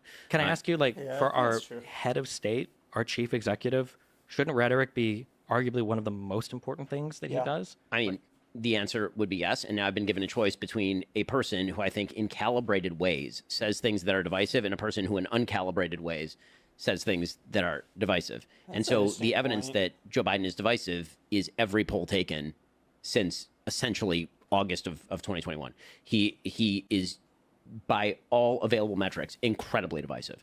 A huge percentage of Americans are deeply unhappy, not only with his performance, but don't believe he's a uniter. That's just the reality. And that may just be a reflection. I mean, honestly, All right, we may be putting too so much on Trump back or in the Biden trade personally. It here. may just be that the American people themselves are rhetorically divided because of social media, and social media can, in fact, be a cesspool. And all one of that. thing that I would ask you about that, though, Sure. is I agree, especially when you look at the favorability. But sometimes when I look at these polls, when you start to disaggregate them by party, I wonder if it's actually, is Biden historically divisive, or I'm trying to think of a really polite way to say this. The people that like Trump worship Trump. I don't know. Like, one of the most prescient things that Trump could have probably ever Wow, said look at was this that I could kill someone on Bitcoin, Fifth so Street and nobody would bullish. hold me accountable. So is it really that Biden is historically divisive, or is it that every single Trump supporter will always say that Trump is great and No, always say that Biden is the bad? reason I would say that Biden is, in fact, think it's historically running that divisive high is because today. Republicans Please felt much don't more say strongly about that. Barack Obama I agree. than Joe Biden, actually. But they didn't feel as strongly about Trump as they did about, like, Romney or McCain, right? In what way? I mean, And like, the allegiance to Trump. oh, no, Trump. there's certainly more allegiance to Trump than there is to Romney or McCain, largely because Trump take a won in little profits 2016. on some But beyond that, GBTC. I've been the looking for an point that I'm exit making on is to that if you're cover some looking at future the expenses stats in coming terms up. of divisiveness, Republicans always find the So, Democratic might do president that divisive. in- The question is where the in rest of the country 9:30 is. bell. And right now, there are a lot of Democrats who either don't agree with Biden or Especially if find we're him sitting divisive. There are a lot of independents who above find him this divisive. high. So when we're comparing these All things, right. I don't think they're Trade's leagues looking apart good. in terms of the Trade's looking divisive good. effect of what they say. you Right, think- and I'm separating that off from like the inherent content of what they say, because obviously what Trump says is more divisive just on like the raw level. I mean, if he's insulting people as opposed to Joe Biden doing MAGA Republicans, like if I were an alien come down from space and look at these two statements, I'd say this one's more divisive than this one. But then there's the reality of being a human being in the world, and that is everyone has baked Donald Trump into the cake. And Joe Biden, again, started off with true, a that's true, patina that's of true. being non-divisive and now has emerged as divisive. If you don't mind, I actually want to get to the foreign policy Yeah, I wish questions I because this one wasn't is actually slightly less on interesting. behalf to me. of- Yeah, Well, I'm can I free to yeah, answer just, trigger yeah, for just it. one Yeah, I quick wanted thing, to I guess, divide like, the because we could NQ. say the reality of it, and we can look at Yeah. opinion polls. S&P What if we had a look at nice like run up, but legislative the NQ might be, accomplishments? like, a little Like stronger Biden is working on a 50-50 forward. divided Senate. Take Donald that Trump out, had S&P both maybe houses of does it. Congress and the Supreme Court, and got like no major legislation passed. Well, I mean, he did lose Congress in 2018, but yeah, Sure, but prior to that, because pri- we got the infrastructure bill, I think, in 1 year, which Trump promised for his entire presidency, didn't get anywhere on well, it. I mean, yes, his Republican base was not in favor of mass spending on infrastructure, and neither am I. So there's that. I think that's Sure. mostly a state and local But they issue. were in favor of mass spending for tax cuts. That's not a spending. I mean, Effectively not it is, spending. right? Like, effectively, it's not. It's not. well, if you're Absolutely cutting not. tax receipts, but you're not changing the level of spending, like Biden did with the IRA. I mean, you again, gotta change we what have you're a fundamental spending, philosophical spending. difference here. I think that when the government takes my money, that is not the government somehow being more fiscally responsible. And when the government allows me to keep my money, I don't see that as the government spending. I see that as my money, and the government is taking less of it. That's great, but at the end of the day, the government is still going to be in a deficit spending, and they're going to have to borrow money from the treasury. Right, we have a Or they spending could problem, just- in other words, yeah, not a receipts yeah, problem, is that's the case that right. I'm making. The problem with Donald Trump is not that he lowered taxes. The United States has one of the most progressive tax systems on the planet, and in fact, if you wish to have a European-style social welfare state, what you actually need is to tax the middle class to death. I mean, the reality is that the top 20% of the American population pays literally all net taxes in the United States after state benefits and all of this. Sure. So if you actually wanted to have the kind of social welfare state that many liberals seem to want to have, like Northern Europe, for example, you'd actually have to tax people who make $40,000, $50,000. And I don't want that. I agree with that. But So- how do you explain the lack of legislation? I mean, if he's like such a uniter. because I think the Republican Party itself is quite divided, and I think that Trump's. But isn't that his job? He's the head of the Republican Party. He's the Republican president of the United States. I mean, again, I don't think that Joe Biden has passed wildly historic legislation. the other infrastructure than, bill was the largest, like. so here's the problem: if you're a Republican, the only bills that you can get consensus on tend to be bills that either that let's be real about this, that are tax cuts because, as you would, I think, agree with, when it comes to polling data, Americans constantly say they want to cut the government, and then the minute you ask them which program, they have no don't idea want what to cut they're anything, right. of course. Exactly, and so it's much harder to come up with a bill to cut things than it is to come up with a bill to add things. Which is why spending was out of control under Trump as well. But there are some Republicans who still don't want to spend on those things, right? So inherently, the task that this goes back to the first question. The task that Republicans think government is there to do is different than the task that Democrats think that government is there to do. So the way that the very metric of success for a Democratic president versus a Republican president, namely, for example, pieces of legislation passed, as a Republican, one of my goals is to pass nearly no legislation because I don't actually want the government involved in more areas of our life. I want to ask a couple questions on the foreign policy. Sure. Yeah. Okay. Wait. Real quick. Just so, for instance, like Donald Trump wanted to punish China, and he wanted to bring microprocessor manufacturing to the United States. Biden did that with legislation, with the CHIPS Act. You talk about like spending being out of control, and I mean, I can agree with that. I think anybody that looks at the numbers has to agree with that. But why not pass legislation like the Inflation Reduction Act, which is at least like spending neutral, right? Like, why are there not bills where Donald Trump could take? Well, I mean, first of all, I think that whenever the government says something is spending neutral, it rarely materializes that way. That is not going to be a spending neutral bill. Sure, on but the there's a Inflation difference Reduction between Act like side. at least they say it's spending neutral versus this is a $500 billion bill over like 10 years. I mean, right? but again, I don't see a tax cut as a matter of quote unquote spending neutrality. The big problem is they keep spending, not that they Alright, so are I'm in allowing this me to keep the position money that that I earned and they 9:30 did not rolling earn. right But Okay, so then just to Let's understand, so if push somebody up just a did little. massive Ahead like of that, but reductions it's in just tax not receipts, looking so tax cut great after tax cut now. after tax cut, but they didn't change spending at all, you wouldn't consider that like an increase in deficit spending or out of control spending. You would just say they're just tax cuts. no, the opposite. I would consider it a probably wild. it is gonna I would push consider straight it up at a 9:30 wild because- overspending. So Okay. then- Meaning So then that- was it under Trump then when he did the tax? I mean, the deficit spending, by the way, under ready Biden to is way worse than disclose it this. was under. Of course, but we're in You break post-COVID, even right? here. COVID ended effectively. I mean, you live in Florida. COVID effectively ended in the state of Florida by the middle of 2021. Yeah, I mean, but even if you're worldwide, a like vaccine the- fan, by like April, May of 2021, there was wide availability of vaccines, whether or not you like the vaccines. Yeah. And at that point, we were done. I mean, agree, but and- like we're in a post, like how many trillions of dollars have been dumped in worldwide that are like leading to inflation, right? The inflation is like a worldwide issue right now because of the economy shutting down for a year or two. It's not like those effects are gone in 1 year, right? COVID might be gone, but the after effects of all the stimulus spending and the unemployment and everything the else. definition of inflation is too much money chasing too few goods. So pouring more money on top of that makes for more inflation. That's what it does. Sure, I agree. But like there's also the definition of when do you deficit spend is when economies are headed for recessions, right? Rather than when economies are doing really well, like they were under Trump and he was deficit spending, whereas Biden can at least make the argument that I ought to be deficit spending because the economy is heading for potential recession. Right? So here's the thing. I don't think that the economy was actually headed for recession. In fact, if you look at the economic Every statistics, economist said that it was. No, Every it- economist. okay, They're still it was- saying that there's like a recession coming, right? right, but that was largely because of the after effects of inflation. Meaning, if you inflate the economy, what you're going to end up doing is bursting a bubble, and then when that bubble bursts, you'll get a recession. I mean, that was the basic idea, right? The question was whether you're going to get a soft landing. But if you actually look at, for example, the employment statistics or the economic growth statistics in the United States, what they look like under the last year's Obama and then Trump, I mean, this is what the chart looks like. Is it looks like this, and then it hits March of 2020, it goes like that. Yeah. Right, and then by like September, it bounces back up, right? It's a V-shaped recovery, and then it starts to peter out. Sure. And A then lot what because it- of the American Recovery Plan, right? That Biden did as well. I mean, 4 million jobs. Yeah. no, I'm not going to attribute it to that because the rates of growth in job growth from September, October, November were actually very similar to the rates of job growth after Joe Biden took office. What you see is actually kind of a straight line. I mean, what the chart looks like. In any case, okay. So Yeah, sorry. on the foreign Let's get policy it. stuff, this is getting abstruse, but on the foreign policy stuff, so the questions that I have with regard to Biden on foreign policy. So I don't know if they're going to go back to that inflation discussion. I mean, yeah, like Trump's not a conservative. There's just no world in which Trump's a conservative. COVID happens, and he just, yeah. I mean, the amount of money he printed, insane. Obviously, the amount of money Biden printed, insane. Like, Yeah, I mean, how could I ever vote for either of them, especially Trump? I mean, well, especially Biden too. Neither of them, dude. Biden completely incompetent, dude. Just like out of it, completely corrupt. Everyone around him is corrupt. And then Trump just, yeah, assassinated Soleimani. All of the money he dumped in the economy in COVID, the vaccine, man. Very, very simple question. Do you think that the situation in the Middle East is better now than it was under Donald Trump? Probably. That's a hard one. What? The factors Why? that I'm making right now Are you kidding are me, dude? like obviously you've got the Israel-Palestinian war that's going on wars. right now, which is kind of bad. But No. like broadly speaking, I'm not sure how much that affects the Middle East as much as like the collapse of Syria. 2013 Syrian civil war sent millions of immigrants throughout all of Europe, and Which that- was under... which was under Obama and continued Right. under Trump. Trump didn't do anything to alleviate any of the Syrian civil war. In terms Why like did Syria end up as a preserve of Russia again? how did Syria end up as a preserve of Russia? Yes, why did it end up being essentially a client state of Russia?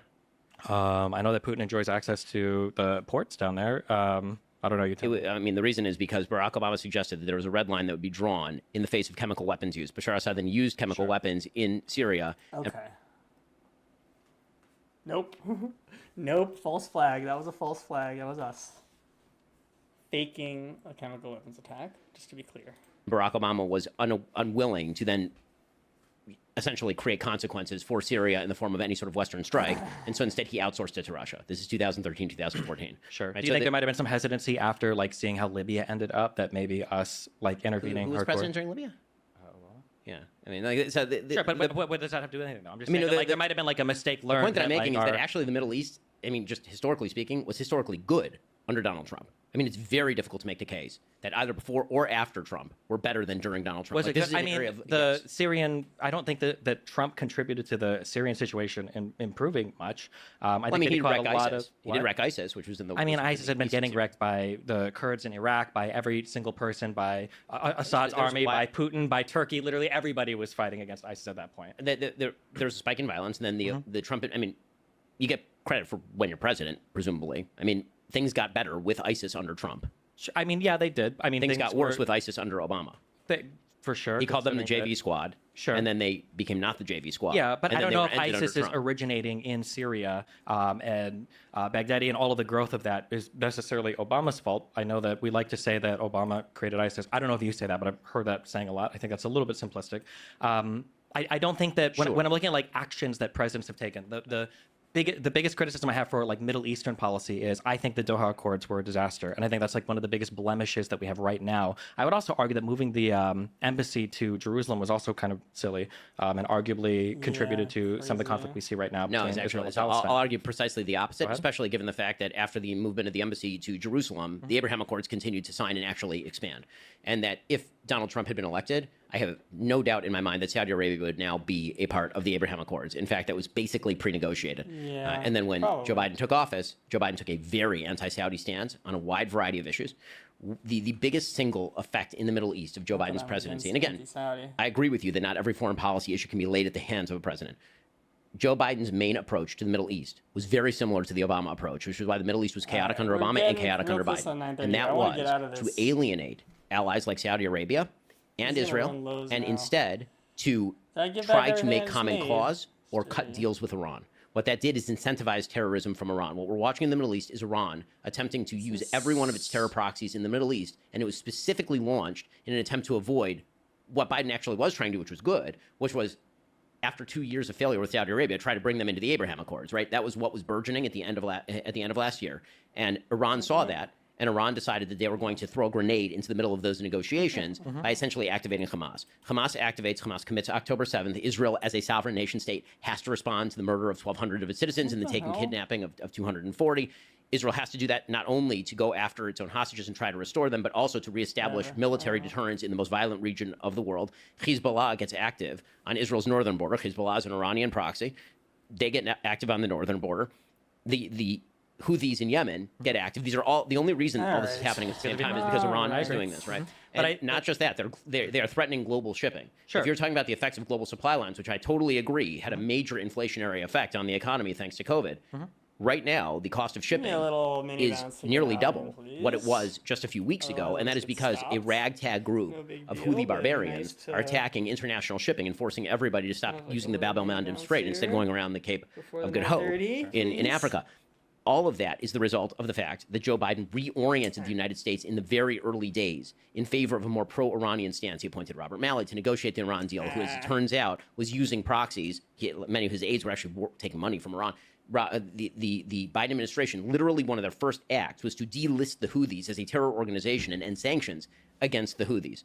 These are all moves that Biden made very early on. They were disastrous moves. But when it comes to domestic policy, I think he hasn't been nearly as damaging on domestic policy as he has been on foreign policy. Sure. So just on a couple of Middle Eastern things. So one of the big things that threw the Middle East into disaster was, we are all traumatized by it now, was the Iraq invasion, which happened under a Republican president. Sure. You agree with that, right? Sure. Yes. The deposition of Saddam Hussein and everything that followed after probably contributed more to the growth of ISIS and the destabilization of that entire region, probably more than anything else. I think that prior to Bush, for Clinton, and even at the beginning of Bush's presidency, we were on some kind of road to normalcy with Iran, which I think has to was happen, not a whether we like them or Republican not, under the Bush until presidency. Bush, It for whatever was reason, so decides to bad. throw Iran into the axis my of evil. God. I need some evidence that we were on a road to Family, normalcy with Iran in the dude. 1990s. We do in the wait, what? That we were on a road to normalcy senior, with dude, Iran in the holy. 1990s. I My need some- understanding is that, yeah, from the What's up, late Dad, 90s Matt? and prior to the axis of evil Bush labeling Senior's of Iran, crazy, that there was dude. going to be some path forward to where we could start to normalize relationships with them. I find that very difficult to believe, and I don't see a lot of evidence. I mean, we can just disagree on that. Sure, but- okay, but yeah, sure, the- we can disagree on that, but I know that The, once the, they by got the way, thrown the, into the, it, the yeah. after effects, just a quick note, the after effect of the Iraq War that was the most devastating was the increase in power of Iran. I agree, yeah, because of the destabilization Yes. of Iraq, and Iraq not having a government there that was functional for at least a decade. And was, in fact, a Sunni Also government, right? about- Originally, it was a we Sunni are government. so Disbanding the Sunni army was one of the worst things that the Bush Probably, administration yeah, did. banning all the former Ba'ath parties, holding sectarian, office there. yes. Yeah, all horrible under a Republican president. But Don't disagree. That that probably contributed more to ISIS, to the growth of power in Iran, maybe even to the destabilization of Syria, probably more than anything that Obama did. Also, when we look at Iran funding people in the region, I don't disagree with that as well. I think Iran is the number one instigator of bad guy things right now in the Middle East. Right. Iran.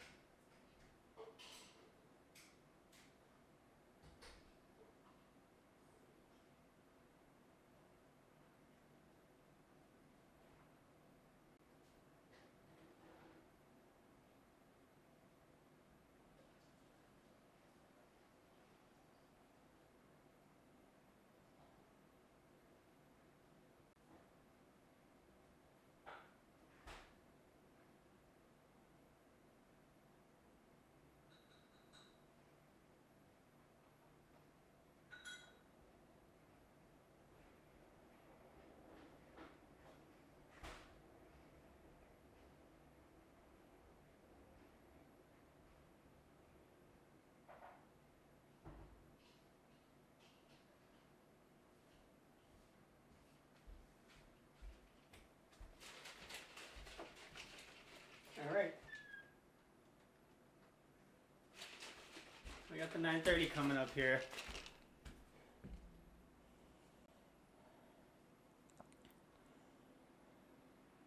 on the IRGC. I supported when Donald Trump killed Soleimani. I think that was a great thing. I think that Iran is a major problem. However, I don't know if the path forward is constantly being a belligerent to Iran or trying to figure out some road to normalcy. I don't know if the collapse of Iran or the destruction of that country, considering how unpopular the Ayatollah even is there. Like the citizens of Iran, I don't think are big supporters of the government there.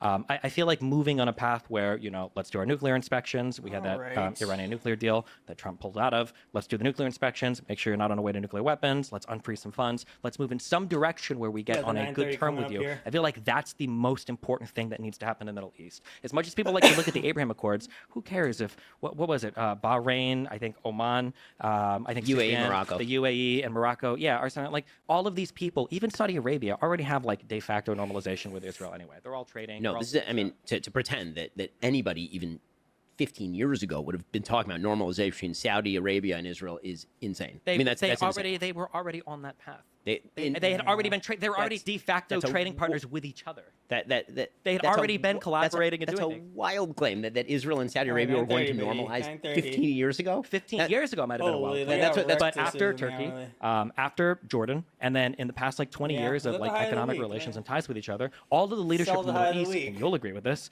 look at Israel and they go, okay, well we've got Palestinians who, God bless them, do nothing, and then you've got Israel, which is on a region with no natural resources to somehow become like an economic giant. They're good to trade with. Their population is educated. They, have military power. All of the leadership in these Middle Eastern countries are wanting to be friendly with Israel and are engaging in trade de facto with Israel. And the idea that like the UAE and Bahrain were brought in to say like, oh, well, now we're going to officially say this. I just those were the first steps toward obviously the formation of a new Middle East in which economics would predominate over sectarian conflict. The chief obstacle to that is Iran. I agree. The notion that negotiations with the Ayatollah were going to be a solution to any of this is but do we think absolutely benighted. Is it the Abraham Accords that's convincing Saudi Arabia to take a stance against Iran? No, I mean, Saudi Arabia. They're already fighting. They're already fighting with each other, right? Like, no, I don't think the Abraham Accords moved us any closer towards any type of real peace in the region. No, the point what has to happen is something has to happen with Iran. There has to be some diplomatic, bilateral communication there. No, what has to happen is the containment of Iran, which was what was what was taking place with the increased normalization with the Sunni Arab world and Israel, combined with significant economic sanctions. The notion that there's this far-fetched notion in foreign policy circles that diplomacy can sort of be wish cast out of thin air. That if you sit around a table, that you can always come to an agreement with somebody. The Ayatollahs do not have common interests with the United States. They do not. And this idea that they are willing to take money in exchange for example, some sort of peaceful acquiescence to Israel's existence is obviously untrue. Hasn't that been the case, though? That you've had a region with tons of sectarian violence for a long time, and then finally Turkey was like, you know what? This isn't worth it. The United States paid them a lot of money. They had conversations with Israel. And you know what? The economy, the economic gains. Well, I mean, the relation. Same thing with Jordan. Same thing with not to get into Turkish politics. But sure, but the situation with Turkey was actually quite warm between Israel and Turkey in the 90s when you had the sort of secular Muslim regime in the 90s, but they signed Kemal Ataturk in place, and now Erdogan has joined in the fray, and Erdogan is significantly more radical. Sure, I'm so sorry. If I said Turkey, I meant Egypt. My bad. Yeah. Okay. So Egypt. Yeah. Right. So like, in terms of like Egypt and Jordan, right, were the first two. You need big ones. So here's the thing. You need. Is it possible that you could theoretically come to a deal with Iran only with a new leadership group? Okay, this is true for every peace agreement in the region. You could not. Israel could not have made peace with. Well, they made peace with Egypt, and Sadat was the leader for Yom Kippur, right? They did not make peace with Nasser. Right. Sure. The point is that this is a different regime. You need a different regime. But I'm saying the same regime that did the part of the Yom Kippur War was the same regime that negotiated peace with Israel. I mean, that's true. It is also true that that is a relationship that could be cultivated specifically because it was Sadat who made clear he was going to come to the table. Have the Iranians ever made clear that they would come to the table over, for example, the existence of the state of Israel? No. I mean, that is not a thing that's going to happen. But I think people probably felt the same. Every single one of their proxy groups, every one of them, not only calls for the destruction of the state of Israel, they also call for the destruction of America. I mean, this is literally the Houthi slogan. They're busy hitting ships, and their slogan is literally Allahu Akbar, death to America, death to the Jews, death to Israel. It doesn't fit on a bumper sticker, and it's not all that catchy, but that is, in fact, their slogan. The notion that the regime that propagates that is going to be approached with diplomacy is not only wrong, the problem is that it's easy to say that the stakes of diplomacy are okay, well, so we try to talk, right? Jaw is better than war. Sure. The only problem is that in the Middle East, weakness is taken as a sign that aggression might be an appropriate response. That is how things work in the Middle East.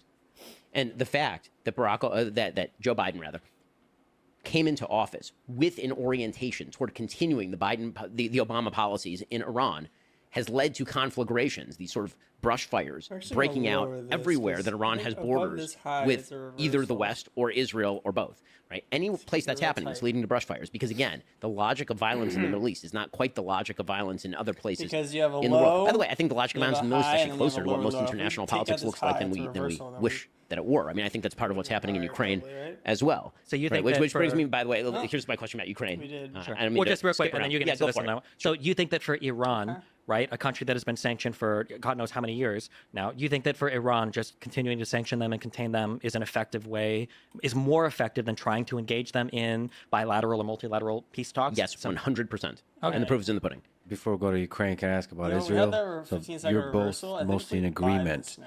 But what is I don't know Israel? if I'd say that. Okay, but as I'm learning, what is Israel doing right? What is Israel doing wrong in this very specific current war in Gaza? I mean, frankly, I think that what Israel's doing wrong is if I were Israel, okay, like, again, America's interests are not coincident with Israel's interests. If I were an Israeli leader, I would have swiveled up and I would have knocked the bleep out of Hezbollah early. What does that mean? What does that mean? So I would have. Yoav Gallant, who's the defense minister of Israel, was encouraging Netanyahu, who's the prime minister, and the war cabinet, including Benny Gantz. So whenever people talk about the Netanyahu government, that's not what's in place right now. There's a unity war government in place that includes the political opposition. The reason I point that out is because there are a lot of people politically who will suggest that the actions Israel is currently taking are somehow the manifestation of a right-wing government. Israel currently does not have a quote-unquote right-wing government. They have a unity government that includes the opposition. In any case, Yoav Gallant was urging in the very early days of the war that Israel should turn north, and instead of hitting Hamas, they should actually take the opportunity to knock Hezbollah out. Because Hezbollah is significantly more dangerous to the existence of the state of Israel than Hamas. I actually agree with that.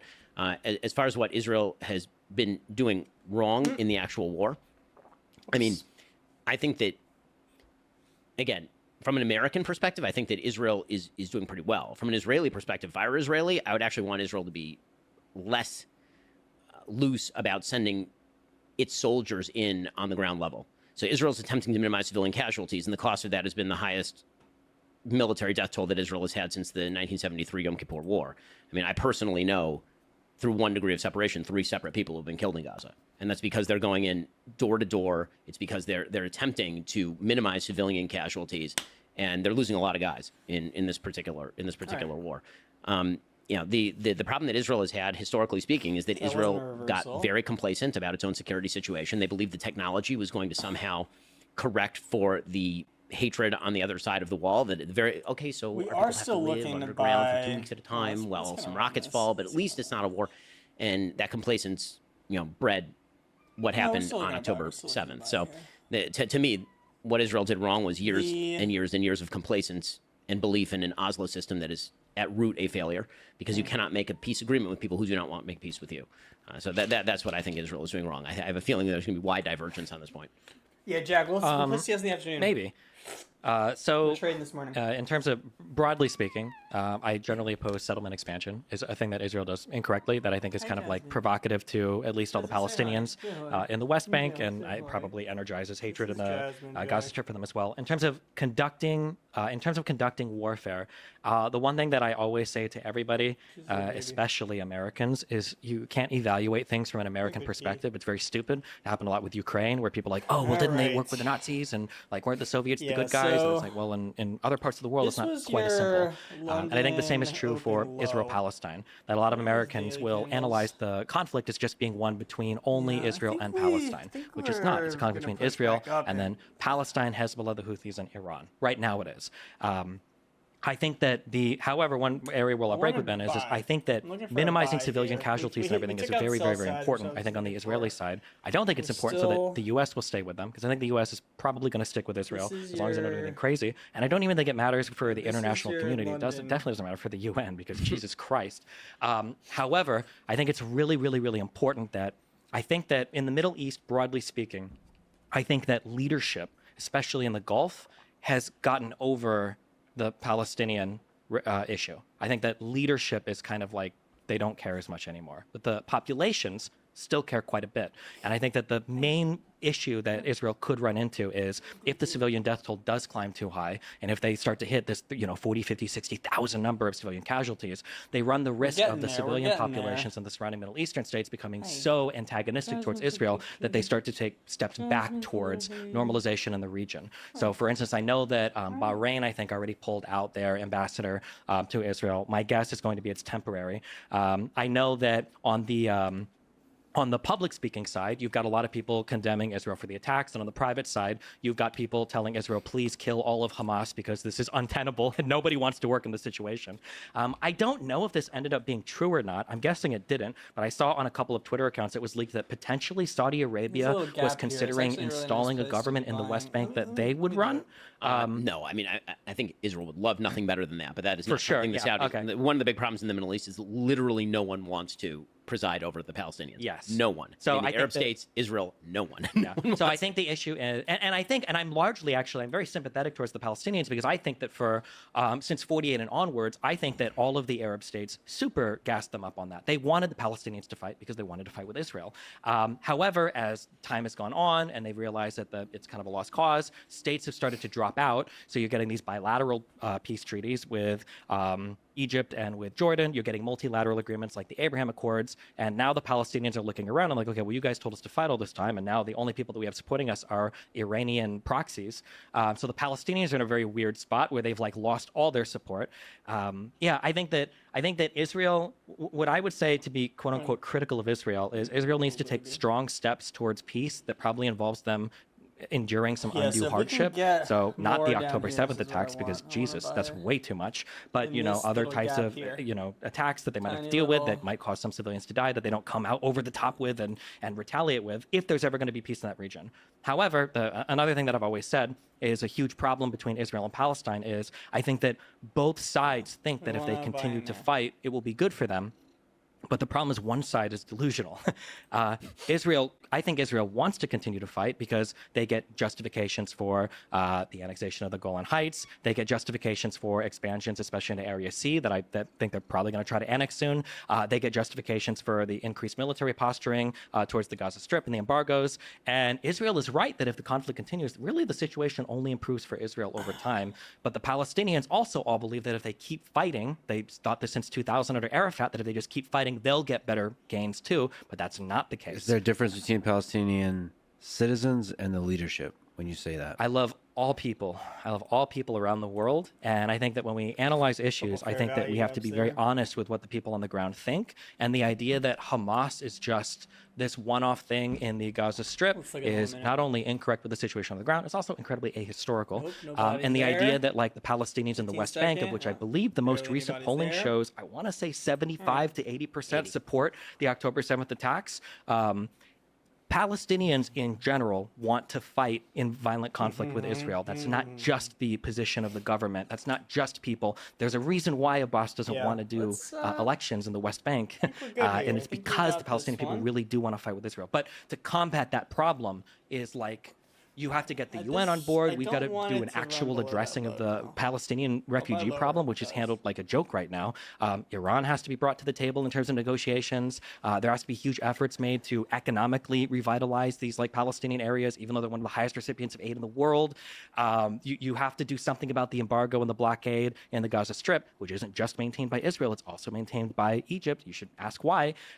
There's a lot of things that have to happen to fix that problem. But the reality is I don't think Israel really wants to because they get to continue their expansion into the West Bank. And I don't think anybody around the world really cares that much. So in a month, we won't be talking about it. I will argue with that. The idea that Israel does not want to end the conflict is belied by the history of what just happened with the Gaza Strip. So when we talk about settlements, for example, Israel did have settlements inside the Gaza Strip. There were 8,000 Jews who were living inside the Gaza Strip in Gush Katif. Up until 2005, they withdrew all of those people. I mean, took them literally out of their homes. And the result was not the burgeoning of a better Man, I attitude should toward be the state of on this, Israel with right? regard to, for example, Stronger. the Palestinian population in Gaza. In fact, it was more radical in Gaza than it was in the West Bank.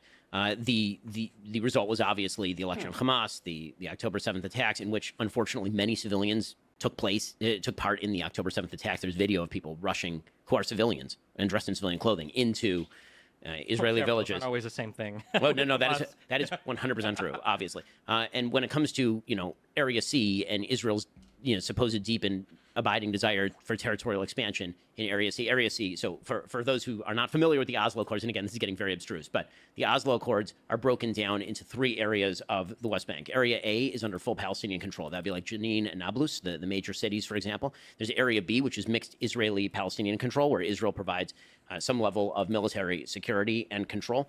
And then there's Area C. And Area C was like to be decided later. It was left up for possible concessions to the Palestinian Authority if the Oslo Accords had moved forward. Those are disputed territories. There is building taking place in Area C by both, actually, no one talks about this, but by Palestinians as well as Israelis. And the question as to whether if Israel stopped building, there have been many settlement freezes in the past, including some undertaken by Netanyahu. And it actually has not done one iota of good in moving the ball forward in terms of actual negotiations. Again, the biggest problem is that the leadership for Palestinians has spent every day since really 67. Right. It's not even 48, because after... Be right back. Gonna just put this in the kitchen, get some more water.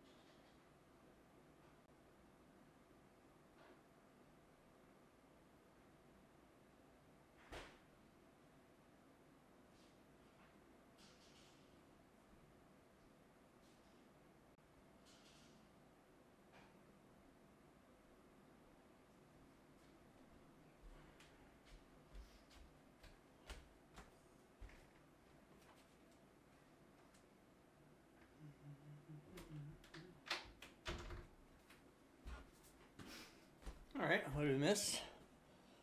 Not a lot.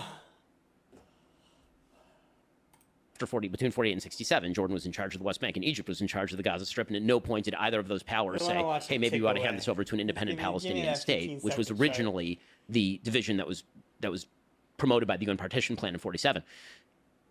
Because of that, the leadership post-67 and really starting in 64, the Palestine Liberation Organization was founded in 64, and it called for the liberation of the land.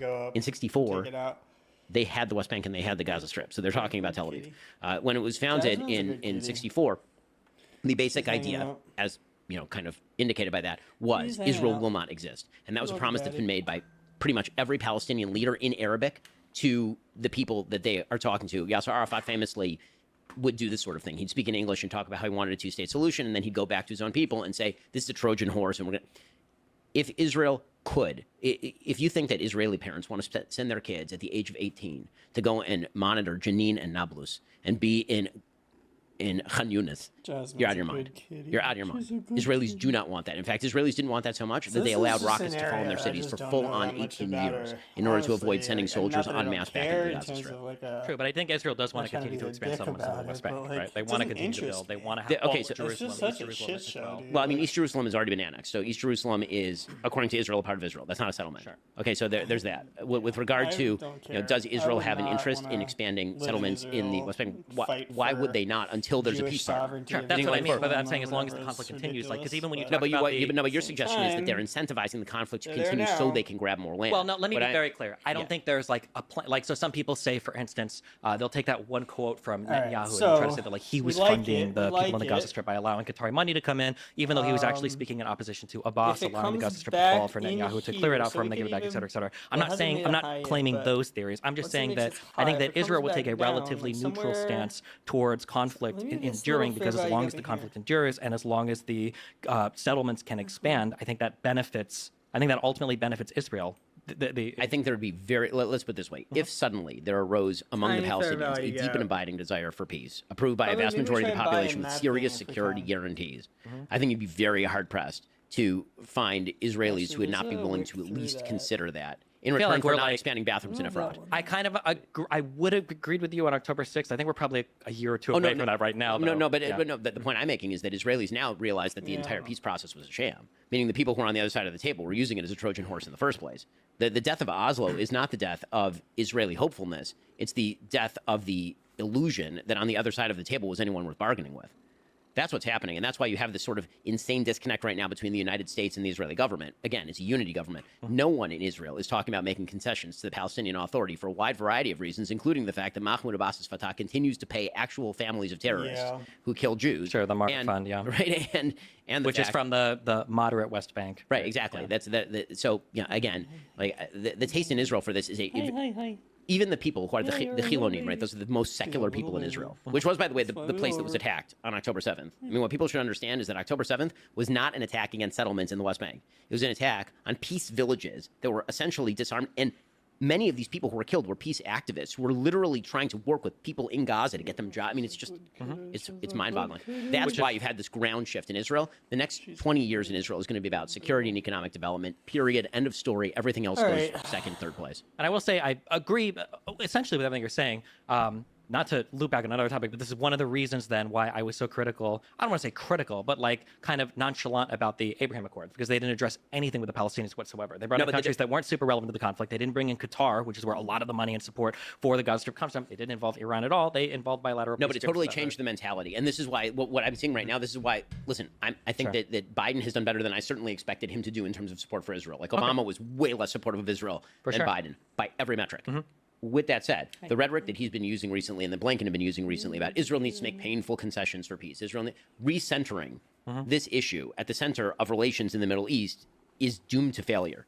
The magic is a strong word. The benefit of the Abraham Accords was proof of what you're saying, which is true, which is that all of these surrounding countries, in reality, have abandoned the idea that there's a centrality to the Palestinian-Israeli conflict. That is not the central conflict in the Middle I'm East. gonna take a partial here. And by the way, one of the reasons it's not the central conflict in the Middle East is because actually, ironically, because of the rise of Iran, right? It's Sunni states that are largely signing up with Israel because they're realizing they need some sort of counterweight to a burgeoning nuclear power in Iran. Can we talk about Ukraine?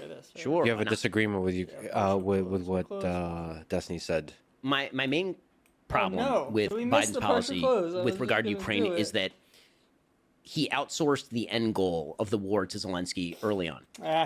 Now, that might make Too slow, sense couldn't figure if out. that goal were something that he was willing to fund to the point of achievement, or if Zelensky could have achieved it on his own. should partial But right close now, and this has been true since pretty early on in the war, this point Henry Kissinger made, that pretty early on in the war, it was very clear that, for example, Crimea was going nowhere. The Russians had control of Crimea, barring the United States giving permission to fly F-16s over Crimea. Nothing was going to change over there. The same thing was true in most of the Donbass, right, in Luhansk and Donetsk.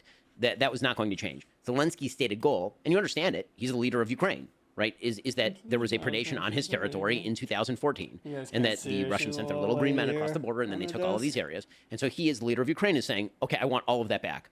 Now, the reality is that the U.S.'s interests had largely been achieved in the first few months of the war, meaning the revocation of the ability of Russia to take Ukraine and just ingest tiny it. fluff. And two, the devastation of you're Russia's a little military lady. capability. I mean, Russia has just been wrecked. I mean, their military is in serious straits because of the war in Ukraine. From an American perspective, I'm very much pro all of that. I think that we have an interest in Ukraine maintaining a buffer status against a territorially aggressive Russia. I think that the United States does have an interest in degrading the Russian military to the extent that it can't threaten the Baltic states or threaten Kazakhstan or other countries in the region. The problem I have that's a with fair Biden's argument. strategy is Man, it's so crazy, dude. The whole Ukraine-Russia thing, I mean, I do agree that like keeping Ukraine as a buffer is a good thing. I definitely do.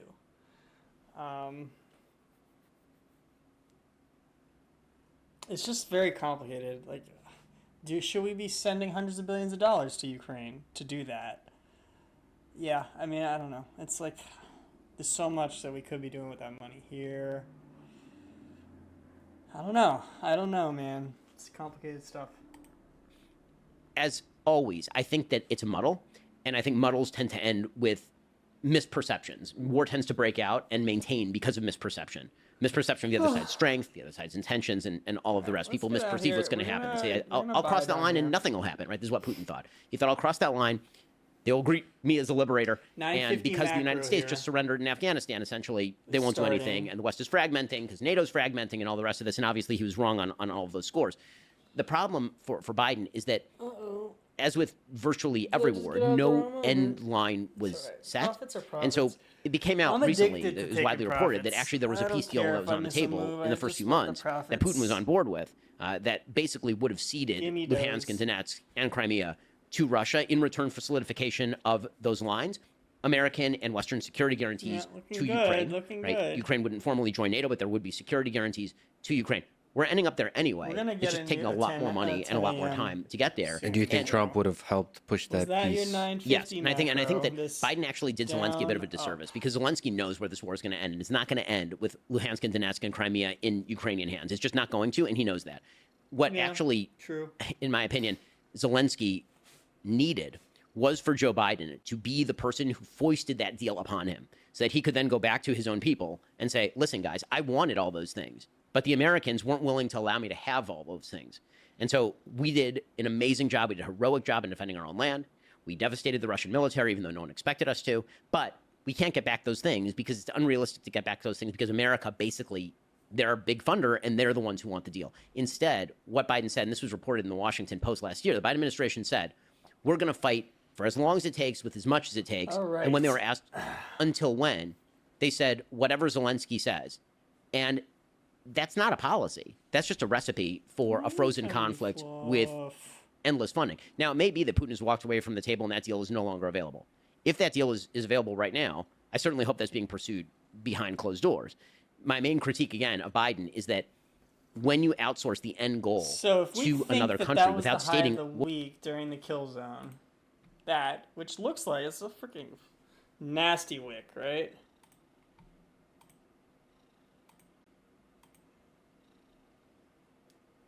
Then what we can do is we can put a fib on this.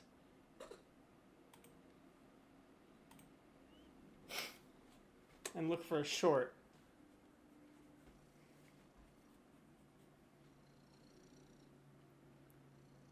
It is TGIF territory, so we made a new high.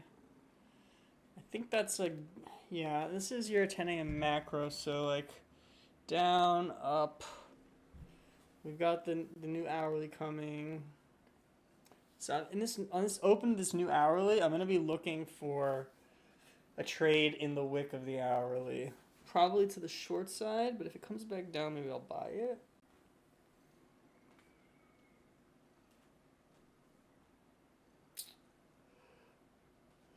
Yeah, so we do want an OTE entry, though. We don't want to... What America's interest is, that's a problem. I also think that Biden did really quite a poor job of sort of explaining what America's realistic interests are. I don't like it when American leaders... it's weird for me to say this, but I'm not a huge fan of the we're in it to protect democracy kind of rhetoric. Yeah, ridiculous. Because, frankly, we are allied with many, many countries that are not democracies, and that's not actually how foreign policy works. We should, as an overall, 30,000-foot goal, advance democracy and rights where we can. But the reason that we were fighting in favor of Ukraine, and when I say fighting, I mean giving them money and giving them weaponry, the reason that we were doing that in favor of Ukraine is not because of Ukraine's long history of clean voting and non-corruption. The reason that we were doing that is to counter Russian interests in the region. I mean, it was a pure realpolitik play. And that realpolitik play is hard to deny no matter what side of the aisle you're on. I think that what many Americans are reverting to is we have no interest there. Why are we spending money there and not spending money here? And that kind of stuff. And that argument can always be applied unless you actually articulate the reason why it is good for Americans beyond simply the ideological for the United States to be involved in a thing. So, for example, I think right now, when Biden is talking, I think that what Biden just did, the United States, as we speak, is striking the Houthis. I think that that's a really, really good thing. I think that's a necessary thing. I think American people should understand why that is happening. It's not because of quote-unquote ideology. Mm-hmm. It is, I mean, on a very root level. But really, it's because you're screwing up the straits. I mean, you can't do that. You Yeah. can't screw up free trade. And Americans have an interest in not seeing all of our prices at the grocery store double and triple because a bunch of ragtag pirates, akin to the Barbary pirates from 1800, are bothering everyone, right? So Ben said a lot there. Do you disagree with any aspect on the Ukraine side? That Ben said? A little bit, yeah. I think on the macro, I agree. Maybe we get into the weeds a little bit on some things. On the final thing that he said, though, I wish that Americans could have honest conversations about foreign policy. I think that it would just be better for everybody. I don't know if it's, Red Scare after the Cold War, where it was like literally, the behemoths, we're fighting against communism. And we felt like after 91, every single foreign policy decision needs to be able to be explained in like 7 words, like he's the bad guy and that's it.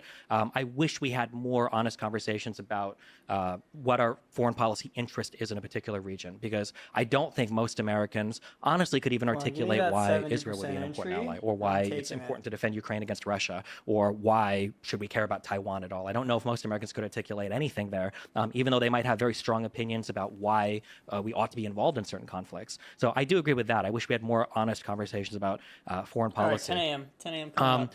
In terms of how Biden has handled Ukraine, the things that I liked the most were, one, that he was very clear in the beginning about what we wouldn't do. So Biden saying that we're not going to do not a red line, no-fly zones over Ukraine. We're not going to be deploying troops on the ground in Ukraine. We're not going to be doing anything that would have U.S. soldiers and Russian soldiers crossing swords with each other. That's not going to happen. I like that he made that very clear at the beginning. And I like that he coalition built between NATO and the EU to get people to send funds, training, soldiers, airplanes, and everything to Ukraine. I thought those two things were really good.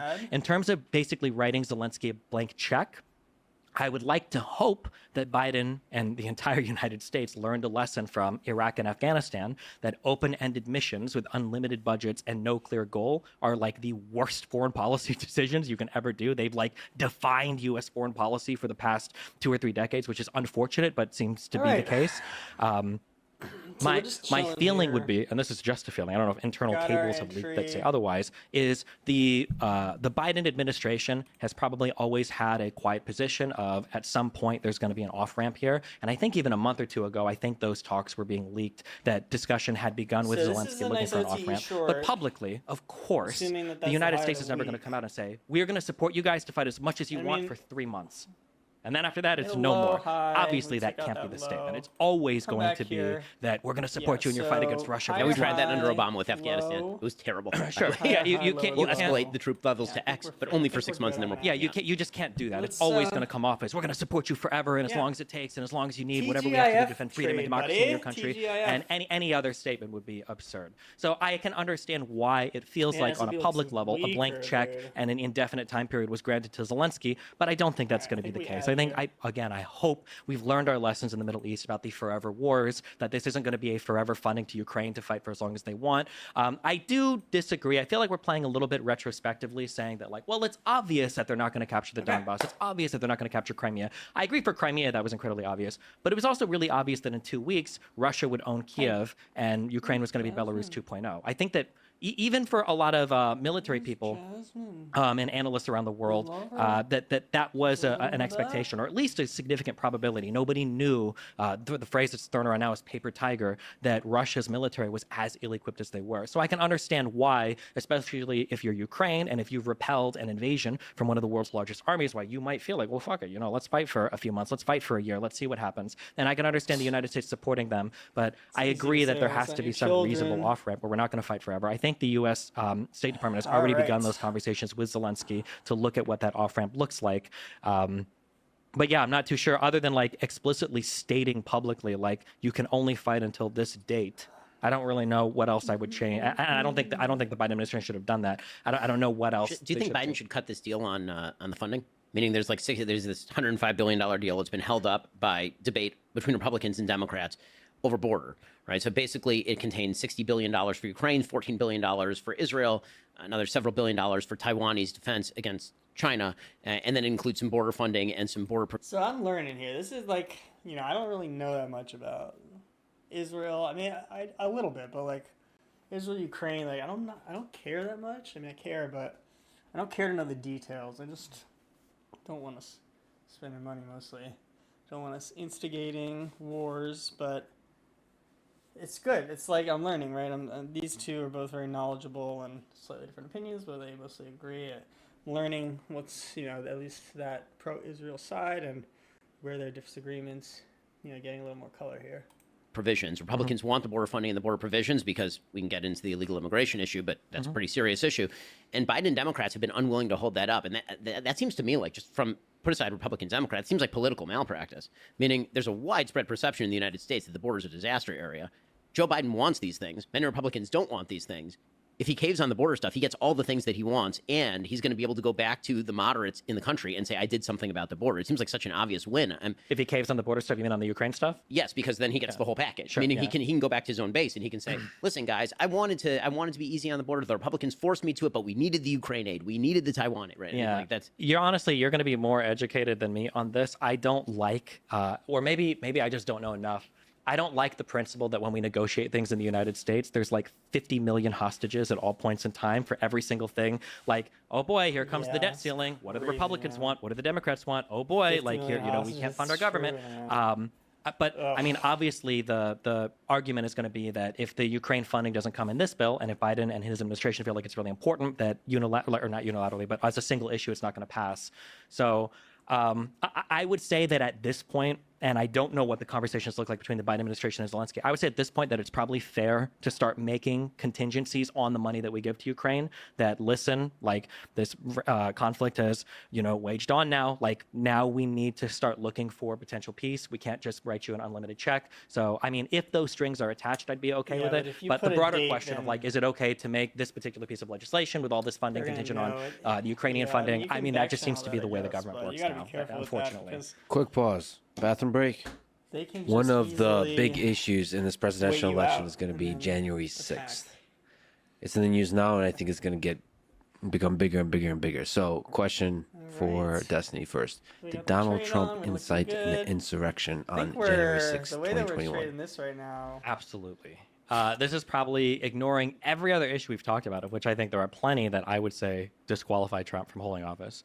I think that the conduct and the behavior leading up to and including January 6th, I think is wildly indefensible. I am excited to see them try to, the 3 to 4 stages are the taking what I think any reasonable person would say knowingly false information about elections being rigged or ballot boxes being stuffed or Ruby Freeman, running ballots 3 times in Georgia, taking that knowingly false information and trying to call state secretaries and stuff to have them flip their electoral vote.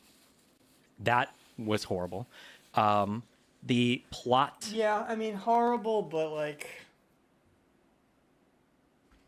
illegal? I don't know. I don't know. I think there's an open question about some of that. A guy can say something, even, they're charging these lawyers with like helping him. Certainly it's one thing when you're a president talking to a governor, although you don't have authority over a governor as a president. But when you're a client talking to a lawyer, you can ask your lawyer how can I do something legally, and that's not illegal.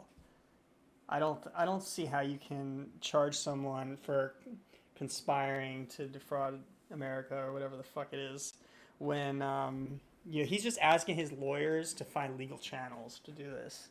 He's not asking them to break the law. That Eastman hatched in order to have these like false slates of electors where all 7 states had citizens go in and falsely say that they were the duly elected electors that could submit votes to Congress. That was insane. That happened. Asking or begging Pence to accept these. Okay, the electors thing though. Didn't Kennedy do this in Hawaii when he was getting elected for the first time, I believe? Like, there was a dispute over the count. He wasn't initially supposed to win Hawaii, but he sent his electors anyway, and then when the count got affirmed, he had the electors ready to elect him. I don't know, maybe someone can correct me on that. False states of electors initially, and then just say you should just throw it out completely and throw it to the House delegation, which was majority All the way Republican. back to my entry. That was absolutely unbelievable. And then on the day of January 6th, trying to capitalize on the violence by him, Giuliani, and Eastman making phone calls to senators and congressmen saying, well, don't you think maybe you guys should delay the vote a little bit? You know, don't you think they're just really mad about the election? I think he said to McCarthy, they're more upset than you.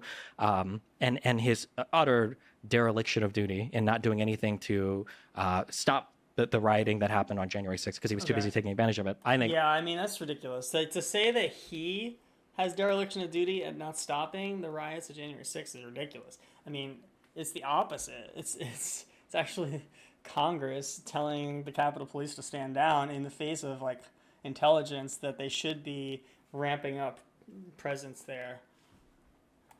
All of these things are horrible. Oh, no. I look forward to seeing the Jack Smith indictments play out in court, maybe even the Georgia RICO case. But yeah, I think all of these things are unfathomable. And I think when you look at the plot from start to finish, clearly the goal the entire time was to circumvent the peaceful transfer of power. That was the goal from start to finish. The plot. So you're saying Trump plotted to disrupt the? He was just having a protest outside, a rally that he had permits for. To say that, like, to link Trump with the people who broke the barriers of the Capitol on January 6th, I think is really a big leap, and I don't think you're ever going to be able to prove it, and that's why they're not going to even try. Whether it was through false claims, whether it was through illegal schemes, or whether it was through violence at the Capitol to delay the certification of the vote. Ben? So I'm glad you're excited. It's always fun. So there are two elements to incitement of insurrection. One is incitement. The other is insurrection. So incitement has a legal standard. So does insurrection. Neither of those standards are met. So if you're asking me, morally speaking, did Donald Trump do the right thing between November 4th and January 6th? I said, I will continue to say, no, he did not. Yeah, I agree. I think he was saying things that are false, with just factually false about his theories with regard to the election, about the election being stolen, about fraud. This was all adjudicated in court. He did not even bring many of the claims that he has brought publicly and all the rest of that. If we're talking about incitement of insurrection as a legal standard, it doesn't meet any of those standards. When it comes to incitement, it has to be incitement to immediate lawless action. That's the standard for incitement. And I'm very meticulous in how I use this because I happen to speak publicly a lot, and that means there are lots of people who listen to me, which means some of those people are probably crazy. And some of them may go and do a crazy thing. Did I incite them? The media tends to use the word incitement very loosely with regard to this sort of stuff, in the same way that Bernie Sanders, quote unquote, incited the congressional baseball shooting. He did not. Bernie Sanders has a lot of things I disagree with. I think Bernie's a schmuck. Doesn't matter. He did not incite that. So saying bad things is not the same thing as inciting violence. Inciting violence, the legal standard in the United States is, I want you to go punch that guy in the face. That's inciting. With regard to insurrection, typically in insurrection, and there are some descriptions in case law, though none in statutory law, as far as I'm aware, the typical description in case law is the replacement of one legitimate government of the United States with another by violent means.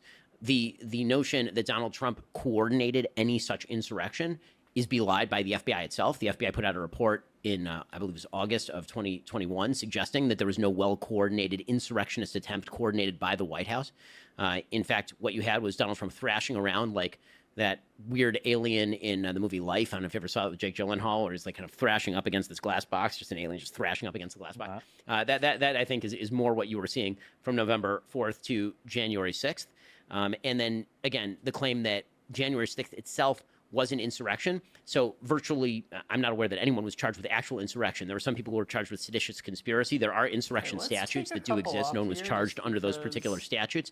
There were some people who you could say informally had insurrectionist ideas. Those would be the people who wanted to hang Nancy Pelosi or kill Mike Pence. And those people are in jail right now. I do want to have and it ready. the election went forward. The election was certified. Mike Pence presided over the certification. Mitch McConnell presided over the certification. Joe Biden has been the president for the last 3 years. So Donald Trump, by the way, was still president at that point. If he had actively wanted to do what other people who have actually launched coups have done, he would have theoretically called the National Guard not to put down the riot, but to actually depose the sitting government of the United States in the name of a specious legal theory. He did not do that. He did not attempt that. Nobody working for him did that. The most you can say, I think, about what everybody was doing is that, and I want to say everybody. We can talk about Trump because this is really about Trump. He used a phrase that Trump was disseminating knowingly false information. The word that's carrying a lot of weight there is the word knowingly. So knowingly implies a knower. Do I think the information he was disseminating was false? Yes. Do I think that Donald Trump has a unique capacity to convince himself of nearly anything that is to his own benefit? Absolutely. And I think that that's actually what Donald Trump was doing there, and the evidence of that is Yeah, Donald I Trump think being he a was human in and all of us denial watching back him for the then. I'm last sure he several years. knows now, So you know although he the wouldn't idea admit that it. he knew it to be false, I'm not even sure those standards apply in any like, and just assessing him as a human, which is really what we're being asked to do because there's an intent element to this crime. Does Donald Trump? Do you think that today Donald Trump knows that he lost the election? Absolutely. So I don't actually. I think. But that, so I'm glad that you have the attorney background. When we are assessing mens rea, when we're looking at certain criminal statutes where intent is required, it's a reasonable person standard, right? Like, would a reasonable person have known that they were?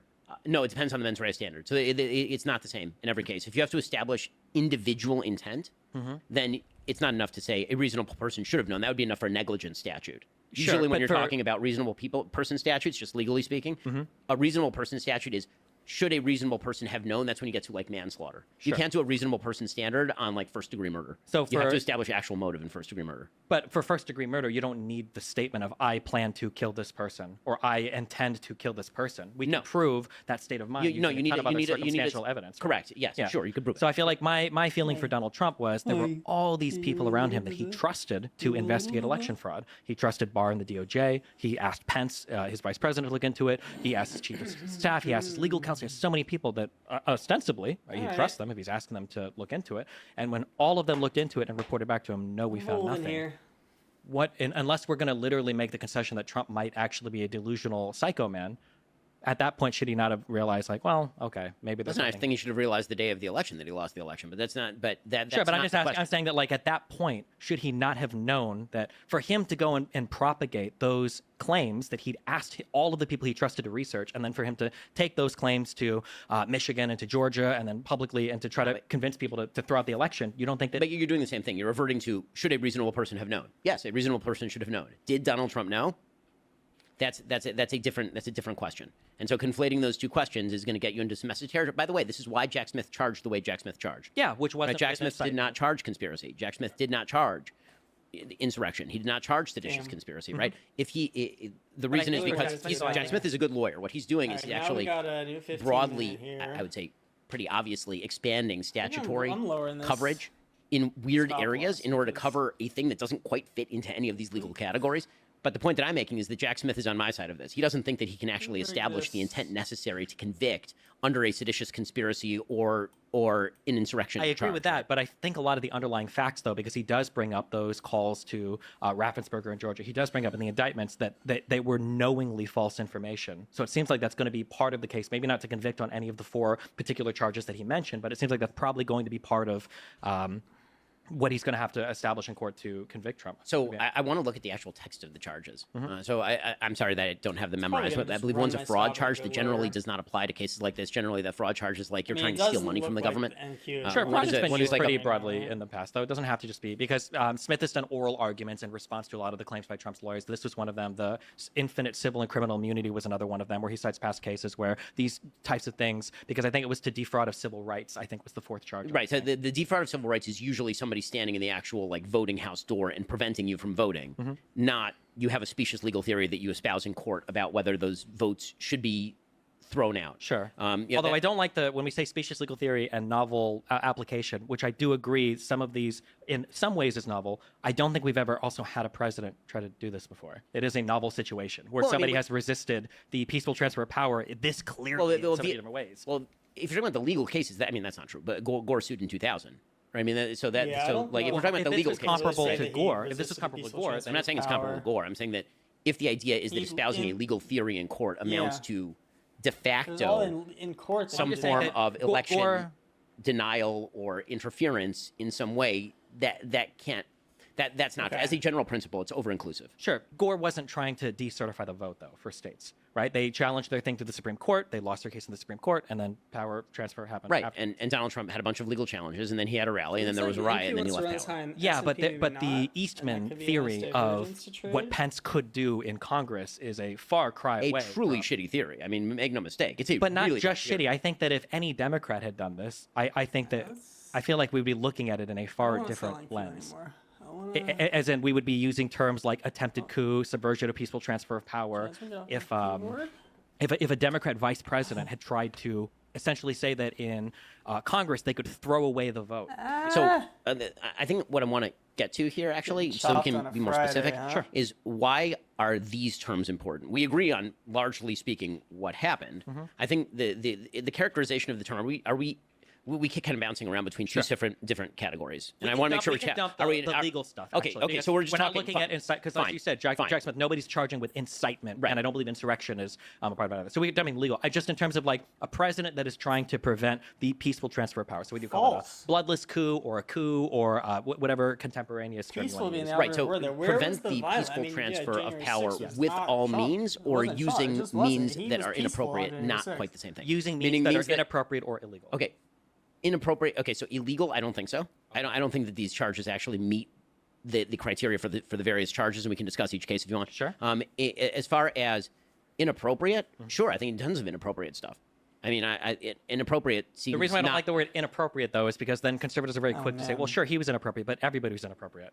I mean, I'll concede that he's more inappropriate than others. I I should just have don't just see most that. taken that partials when I Sure. when I, Okay. I mean, that's like, important to me, though. freaking Does had it it not open, bother and then you I that, wouldn't- like, then I would've, Donald like, Trump you know, sought through would've taken legal a and loss extra on the legal second half, and Trump magical Oh, ways what an of idiot. trying Take to partials, entrench his guys. power Always as take president partials, past when he guys. should have been able to? Is that not something that is You gotta incredibly take troublesome? partials. I mean, the question to me is the bigger question that I think the Democrats are trying to promote in this election cycle, which is this means he is a threat to democracy sufficient that if he were to win the election, there would not be another. Is that not? But he and my tried answer to to do that that last is- time. Could he not try to next time? And I mean, he could didn't try to try do whatever to he last wants, time. presumably, and he would fail the same way that he did last time. Why do we think that? Why Because are he you failed. giving him Because- that? so Because He there's failed a once riot in every every 3 hours. Ridiculous, dude. Like, let's say hypothetically, he tried to overturn Say it. me. through legal let's say means. hypothetically, Not through Giuliani was the violence. next Where's head of the the, Department of lack Justice. of peace? Giuliani was the next Attorney General. How would he be confirmed? I'm not entirely sure if because so much of the Republican Party, despite feeling like they don't support Trump when it comes time to actually back him in Congress. Also, I would have to check whether he would be barred by criminal conviction from holding. I don't know the answer to that. Sure. Yeah. Well, yeah. Especially the 14th Amendment. We're figuring out a lot of this right now. Yeah. But I mean, like, say if not Giuliani, Oh, say man, we if there are have any something other all number week of is, dude. insane people that Trump could theoretically put on his side of the government that wouldn't tell him no next time, because there were a lot of people that rebuked him. There were Republicans in a lot of the states, right? Raffensperger is one of them. There were Republicans in his own administration. You've got Rosen, Alright, so you've I got think we're Barr. looking for a There was his divergence here, own the vice run president. above the But like Hun theoretically and next Q and time, not an and I feel like SVP, last and- time going in, I'm going to do a little bit of mind reading at macro. Maybe you agree, maybe disagree. I think that Trump kind of thought, one, I don't think Trump knows much at all about how the government works. I think we probably agree with that. I think Trump probably thought that if he had people that were like at least in his party and kind of camp, that they'll basically do whatever needs to be done to give him what he wants, really- and with no respect for process. Destiny's being But now that really, he sees that, well, it's not enough to just have uncharitable to allies. Trump. I need people that are He really fiercely thinks allegiant to Trump me. was, Would like, we not be trying to, worried that a like, guy that tried to essentially steal turn the over his election election by for any means real wouldn't try to necessary. pick people that would be more He wasn't amenable to trying his to, plans in the next do it administration? legally I believe in the and checks and actually win the balances of American election. government. I believe they worked on January 6th. So if you're asking me, do I think that Trump has bad intent or could have bad intent with that sort of stuff? Sure. Do I believe that the think he did. guardrails held and will continue to hold? He just Also, wanted to win, sure. but he didn't actually So win illegally. if somebody was running He wouldn't. and they blatantly said, like, I don't want to use the fascist word, but if they said, like, I want to be an authoritarian, I'm going to abolish all elections, you would say, sure, he's saying that, but And I like, had I don't the think he can long, actually too. do I it. So just- it's okay if he runs for president. You don't care at all as long as you feel like the guardrails. I mean, are I there. might prefer other I candidates, but I took the think long that down also one of here, the and things it that you just do made is that slightly lower low. politicians, That again, last this low, would be man, an always exceptional gets you. circumstance, Always but gets you with that politicians last low. constantly make promises about the things that they are Are we going to do down and then today? don't fulfill, and we I tend think to take those down out in the today. wash, meaning that, you know, the should reset this if I account. promise that day one, as Donald Trump has pledged to do, that he's going to deport literally every illegal immigrant to the country, do I think he's actually going to do that? I mean, I really highly doubt it. He didn't do it last time he was in office. That's just, there are many examples of this. I agree. Do I think, here's my question. Do you think the guardrails are going to fail to hold? I'm not sure. Really? Yeah, because I think the issue is one, when it's election time, Republicans are spineless in office, and I don't know how many congressmen would support what he wants just because they want to win re-election or because they think it's inevitable anyway. Well, I mean, I think that one of the things that happened in 2022 is Democrats ran directly on this platform, and a bunch of Republicans lost who were running on this platform. Literally every Secretary of State who ran on the Donald Trump "we should deny elections" platform lost in every state. Sure, but other A great way to Republicans that lose have local been office is this. Sure, but I mean, like, look at what happened with like Kinzinger and Cheney, right? Who were very like staunchly anti-Trump after J6 for that select committee, right? Kinzinger didn't even run again, and Cheney lost her election by I think the widest margin that anybody has ever lost an election ever in the history of, like all of U.S. politics. People who were not yet born voted against. Yeah, Yes. I guess it's a surprising position to me for if we're looking at like principled stances of government. The idea that a man who has, and I think we It's both Friday, agree on low this, that probability. Donald Trump's only allegiance is to Donald Trump, right? We agree on that. The only thing he cares about is Donald I Trump. don't think it's He the only cares thing he cares about about. I think it's America, certainly the bro. largest thing he It's cares the largest thing he cares about, right? So you've got a man who only cares about himself. and Welcome not to even- politics. I mean, it may be more, But that's not even- It may be more with Trump, but it's certainly not Oh, unique but to Trump. I think that the issue with Trump too, though, is I think he's even a threat to the Republican a lot Party, of which work, dude, I think you would being mostly agree with me. president. Maybe not overall, but on every individual point, Trump picks bad candidates. all He has the no time. concern for the future of the Republican Party. Like, for instance, I think there is a chance. I don't think it'll happen because of the polling that's now. But if Trump didn't get the nomination, I think Trump would say screw it and run as an independent because he thinks he can win or whatever. Right? I doubt that he would do that, but theoretically, he Possible, could. yeah. I mean, again, He was really content to throw Georgia, the two runoff elections under the bus because Raffensperger didn't support him for the election so stuff. Like, what is all of this in service of? What's the generalized argument that you're making? Do you believe? I'll go back to my question. Do you think that if Trump wins, there will be no more elections? Is that like what put I a don't know percentage on it? What percentage do you think that that's a reality? That if Donald Trump becomes wins, president, I think there is a 100% chance that he will try to prevent the peaceful transfer of power. Get outta here, would he bro. succeed? I can guarantee you he will not do that Why is that? because he's in his second term and he's no longer eligible, and he will believe he won and he will leave. Yeah, but hasn't Donald Trump himself joked about running for a third term?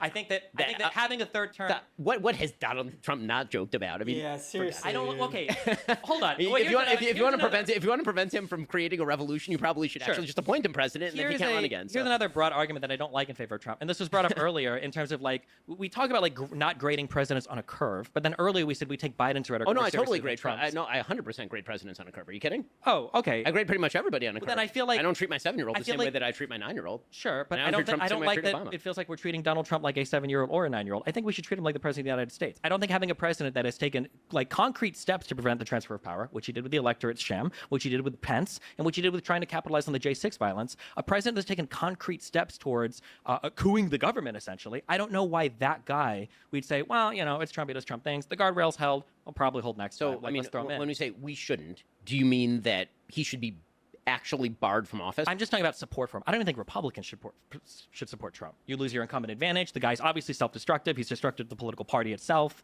Like, Do you think he should be on the ballot? You think there's a case to be made to remove him from the ballot?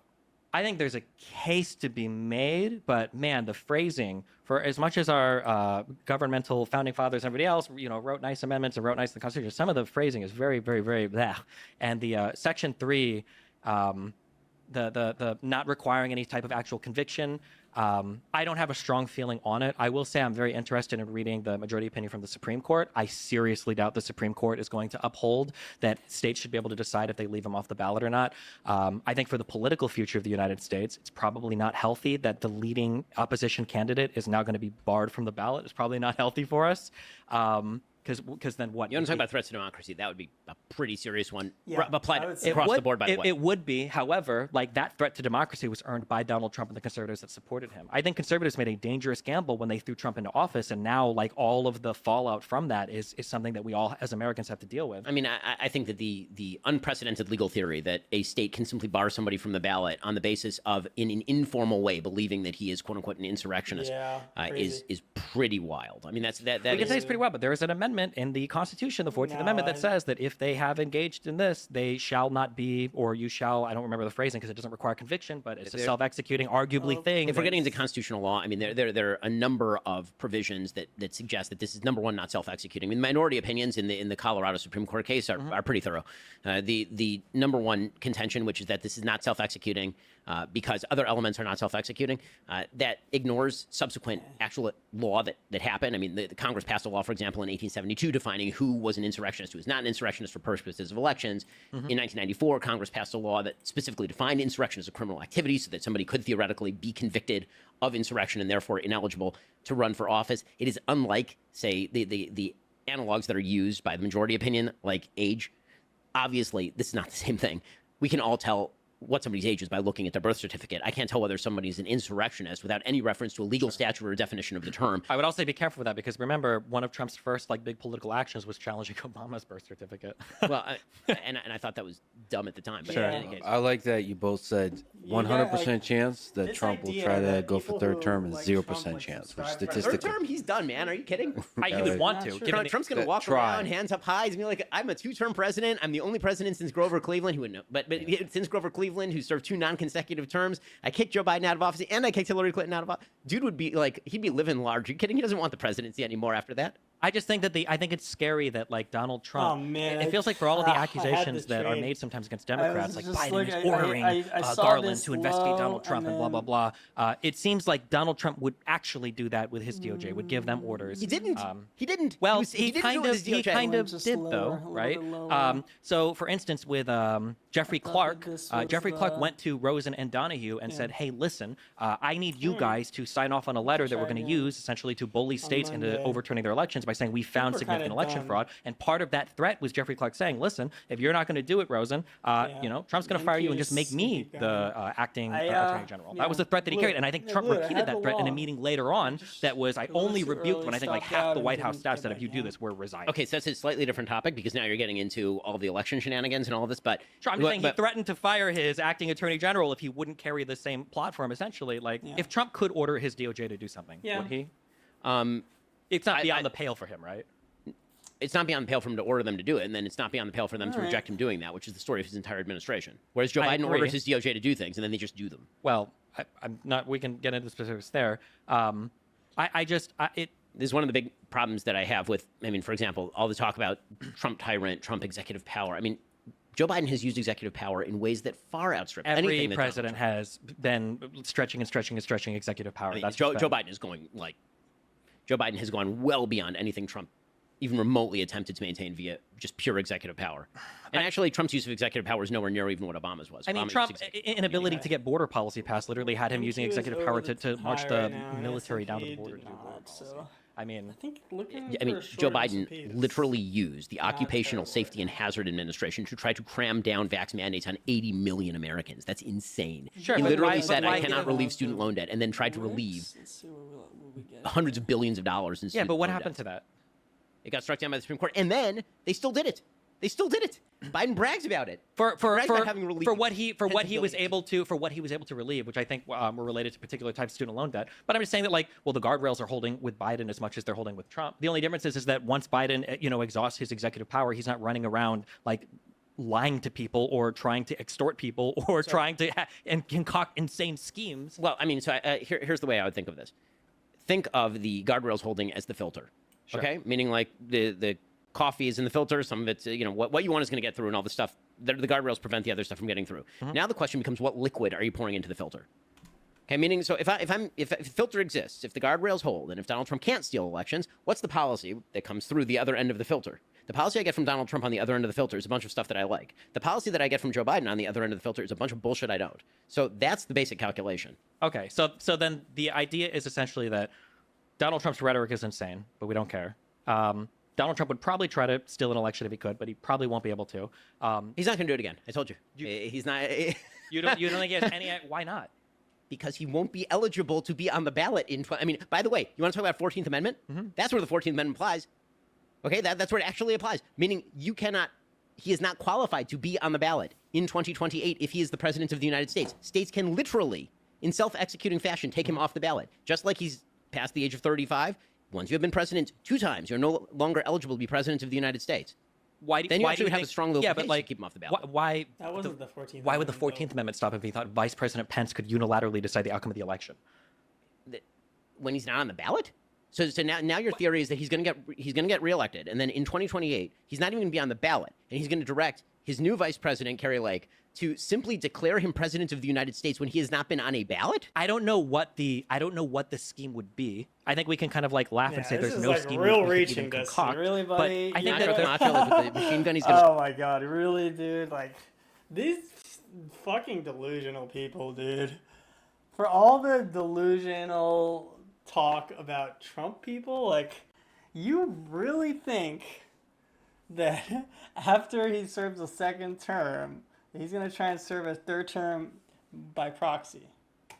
Walk I into think I think the issue though is that like the idea of electing another president Nuts. that has tried to circumvent the peaceful transfer of power using extra legal means, and then pretending like we can't concoct a single scheme that he could try to circumvent other legal processes to have a third term or to have a longer term or to install who he wants as the next president. I just when a person has already shown you who they are, and when every single person around him agrees with that, when every single person that's worked with him, save for the Sidney Powell, Eastman, and Giuliani, which I don't think anybody would want to throw their lot in with those three.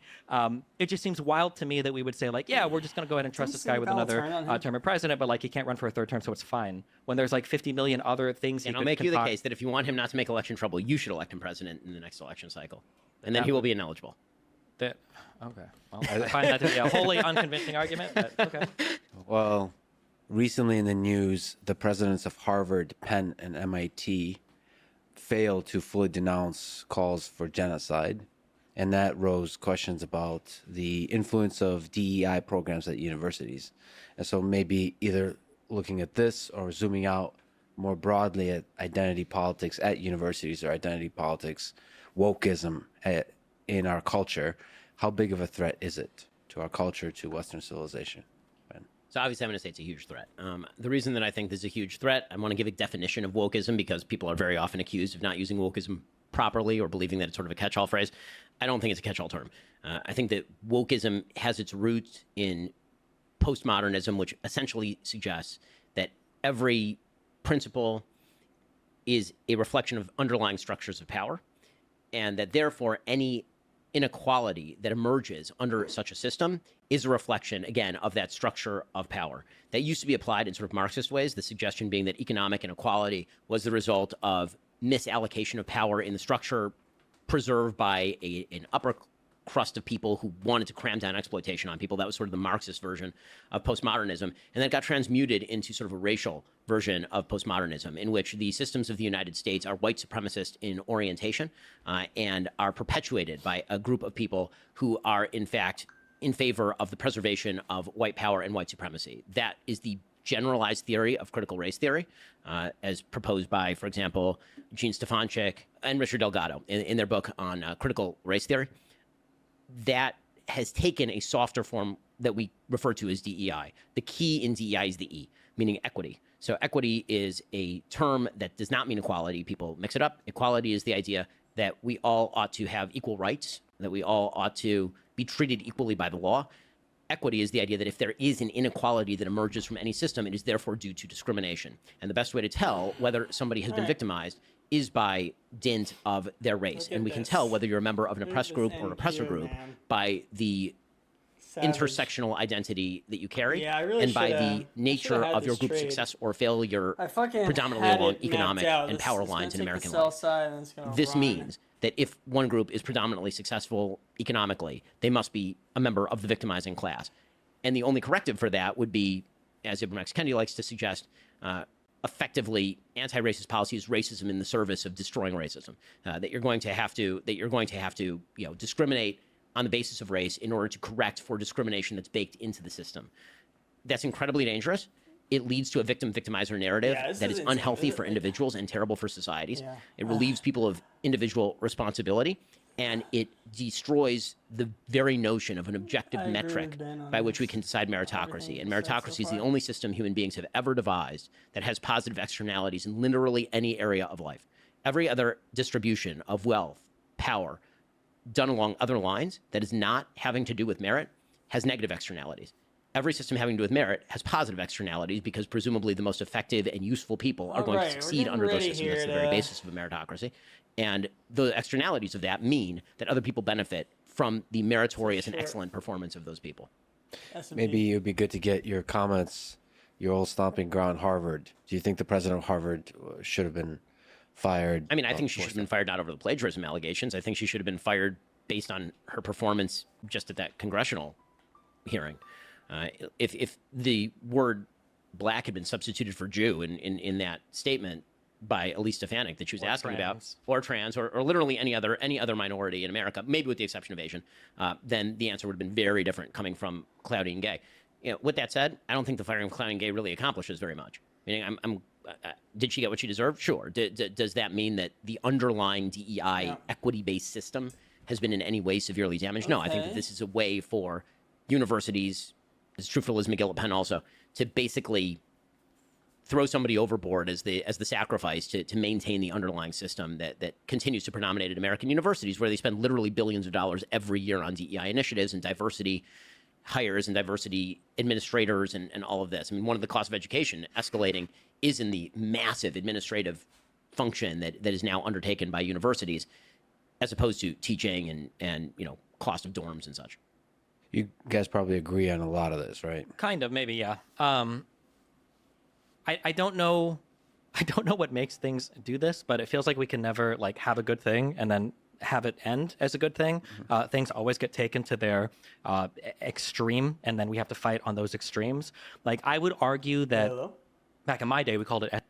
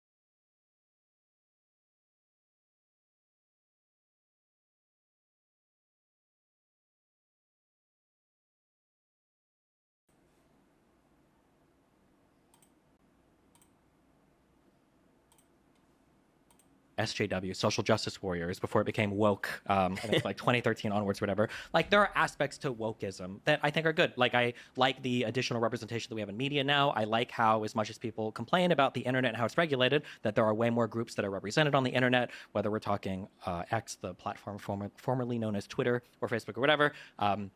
I think in some ways, or whether we're pushing, like women's achievements in school and in the wider workforce, Yeah, I think it's that so these funny are how, all like, good things. Dude, Destiny benefits so much from like getting put back on X and all of the platforming by conservatives. And he really, agrees on a lot of stuff. But then he just manages to toe the line for the establishment. It boggles the mind. The issue that you run into is people don't ever have a stopping point, and I think people kind of get lost in this woke for woke's sake thing, where we start to see these very weird warpings of these like academic, I guess, arguments that are used for really horrible things. So, for instance, I think that you can talk about in the United States things like white supremacy or things like oppression of certain demographics, especially with like Jim Crow laws and pre-Jim Crow. And you can even talk about effects from that. But then when you run into this weird world where we've kind of warped these things so that like not only is white supremacy still as present today as it ever has been, well, actually, black people and other minorities can't even be racist. They don't have the power to, because we're going to use a different definition of racism. And we can only talk about punching up as opposed to punching down. And we're actually going to say it's totally okay for these people to say or do whatever they want, and it's never bad. But like white people who have always been the oppressors, even if you're like a trailer park guy whose family's addicted to meth, you have all this privilege, et cetera, et cetera. I think that you run into these issues where wokeism, it starts off as like a really good idea, and I would argue has achieved really good things, especially in regards to like women's education and everything. And then it just gets so academia-ize. So there's a word there, academic, whatever, where you take something and you put it into school too much and then it comes out as some Frankenstein, cancer baby of like horrible things, such that today when I'm reading stuff, and I know Ben is the same way, like if I even hear somebody say the word like anti-racism, I'm probably ignoring every other thing you have to say. Yeah. If you utter the word like colonial anything, I'm probably going to say you probably don't have anything good to say. Yeah, a lot of it is just taken way too far. Who are supported by, but you know what I will blame on some of this is I will blame conservatives for some of this, because I think one issue that happens, and I think Ben might even agree with me here too, is I think there's two huge problems that have happened in the United States, I think broadly speaking, is that one, we become more different than we ever have been, and two, we become more similar than we ever have been. And when I say this, what I mean is that like we're splitting off into these groups, and then these groups are enforcing this insane homogeneity between these two separate groups. And I think one of these schisms has been conservatives' reluctancy to participate in things related to higher education. So for a long time, conservatives are saying like, oh, the educational institutions are against us. Rush Limbaugh talks about how evil the colleges are and blah, blah, blah. And then what happens is conservatives are less and less willing to engage in them. So then you get this scenario or this environment where everybody that's engaged in academia on the administrative side are fucking insane. they're like even more so to, and I also want to draw a distinction between like the administrators and the faculty, because oftentimes when you're reading story after story after story of like all of these insane admins that are pushing further and further left, usually the faculty is fighting against it. A lot of the tenured professors, a lot of people in their departments are saying like, hold on, well, we actually don't agree with this. But I feel like because conservatives for so long have demonized these institutions rather than like critically evaluated them and tried to like have like honest critique and engagement, that they've just like completely broken off. And when you only have a bunch of lefties or righties together, all they'll do is they'll veer off like even more into their insane directions. I feel like that's a big problem that we run into in the country, to where conservatives have totally broken off some conversations, broken away from, where they won't participate in them anymore. And then the people that you have left just run as far to the left as possible. Certainly when you look at certain institutions, I think that one of the things that people on both sides of the aisle are constantly looking at is, has the institution suffered such capture that there is just no capacity to fix it? And when you talk about the universities, I'm not going to blame conservatives for the failure of the universities, because they haven't been present in major positions at universities since effectively the late 1960s. So we're near the you top can of the week, read I Shelby think, Steele's pretty work obviously. on this, where he talks about how he used to be, he's now a conservative black person. He was a liberal black person at the time. He was actually quite a radical black activist at the time in the 60s. And he talks about walking into the office of liberal administrators who are largely on his side with regard to civil rights and being a radical. Him claiming that the systems of the university were inherently broken, were inherently wrong, unfixable. And he talks about this, it's a very evocative episode where he's talking about how he's smoking. And as he's smoking, the ash is growing more and more, and the ash falls down on this very expensive carpet. And the president of the university, who's listening to him rant and rave, Shelby Steele says, I thought he was going to say something about this. I mean, I was wrecking like $1,000 carpet in his office being a jackass. And instead, I could see him wilt inside. I could see him collapse. He didn't have the institutional credibility or the intellect or sort of the spiritual strength to just say, listen, I agree with you on some of these things, but you're acting like a jackass. And what you see in the late 1960s and early 1970s is, in fact, the collapse of these institutions, to the point where by the time I was going to college, there was this radical disproportion between conservatives and liberals. And the problem is that when it comes to a system like the university, it really like makes you think about that Yuri Bezmenov stuff, dude. I've heard Lex Fridman's interview with that other guy who said Yuri Bezmenov's completely full of shit, but regardless of whether Yuri Bezmenov is full of shit or not, I think it's very obvious that there's been a communist demoralization campaign in America for the last 3-4 decades at least. cities. Basically, you have to separate the universities off into two separate categories. One is STEM, where the universities are still pretty damn good. American universities, when it comes to STEM, are still leading universities in the world. Harvard's main creations these days are coming from actual hard science fields. Yeah. Then you have the liberal arts field, in which you basically have a self-perpetuating elite, because that's actually how dissertations work. If you have somebody who's very far to the left and you decide that you're going to write a dissertation on the history of American gun rights, the chances that that is going to be approved by your dissertation advisor are much lower than if you happen to write something that tends to agree with the political positions of your dissertation advisor. Now, listen, I think there are open and tolerant professors, even in the liberal arts at these universities. I went to these universities, right? I went to UCLA, I went to Harvard Law School. When I was at Harvard Law School, one of my favorite professors was Lonnie Guinier. Lonnie Guinier, they tried to appoint her, I believe, Secretary of Labor under Clinton, and she was too liberal, and she got rejected. So she was like a full-on communist. By the time I went there, she was great. We had debates every day. It was wonderful. She used to write me recommendations for my legal jobs after we left. Randall Kennedy, I don't agree with him very much. Randall Kennedy was a terrific professor. There are some professors who are like this. Unfortunately, there tends to be in these echo chambers more and more ideological conformity that is rigorously enforced, and it is by left on left. So, for example, when I was at Harvard Law School, the president of the university was another president who ended up being ousted, Larry Summers. Larry Summers had been the Secretary of Treasury under Bill Clinton, and he made the critical error of suggesting that perhaps the dearth of women in hard sciences in prestigious positions was due to possibly two factors that people were refusing to talk about. One was the possibility that women actually didn't want to be in hard sciences at nearly the rates that men do, which happens to be true. And two was the distribution of STEM IQ, right, which is something that you certainly were not allowed to talk about. The idea that the men's bell curve when it comes to IQ, particularly on STEM subjects, tends to be shallower than the women's bell curve. So when you get to the very end of the bell curve, what you tend to see is a lot of really dumb guys and a lot of really smart guys. And so when you're talking about the top universities, maybe that has something to do with the disproportion. And he's trying to explain that to say that our systems are not discriminating. If we end up with more men than women, maybe more men are applying and more men are qualified. That's quite. He was ousted for that by a left-wing faculty and general alum network at Harvard University. So there's a lot to blame conservatives for surrendering the playing field. I totally agree that conservatives should not have surrendered the playing field in some institutions. Colleges were surrendered a lot earlier than 20 years ago. They were surrendered in the late 1960s, early 1970s. Yeah, so I think that a couple things. So one of the big issues that I have with kind of like this, I don't know if we call it era of Trumpism or populism, is this total disregard for institutions and this disconnect from participation in the system. So it's one of the big things that I fight with progressives about, who cares because they're all 20 years old, they don't vote anyway. But it's another thing that I notice with a lot of people that are Trump voters, Trump fans or whatever, is this idea where we say this institution is irrevocably destroyed. It's irredeemable. It can't be saved. Nothing that we do can fix it.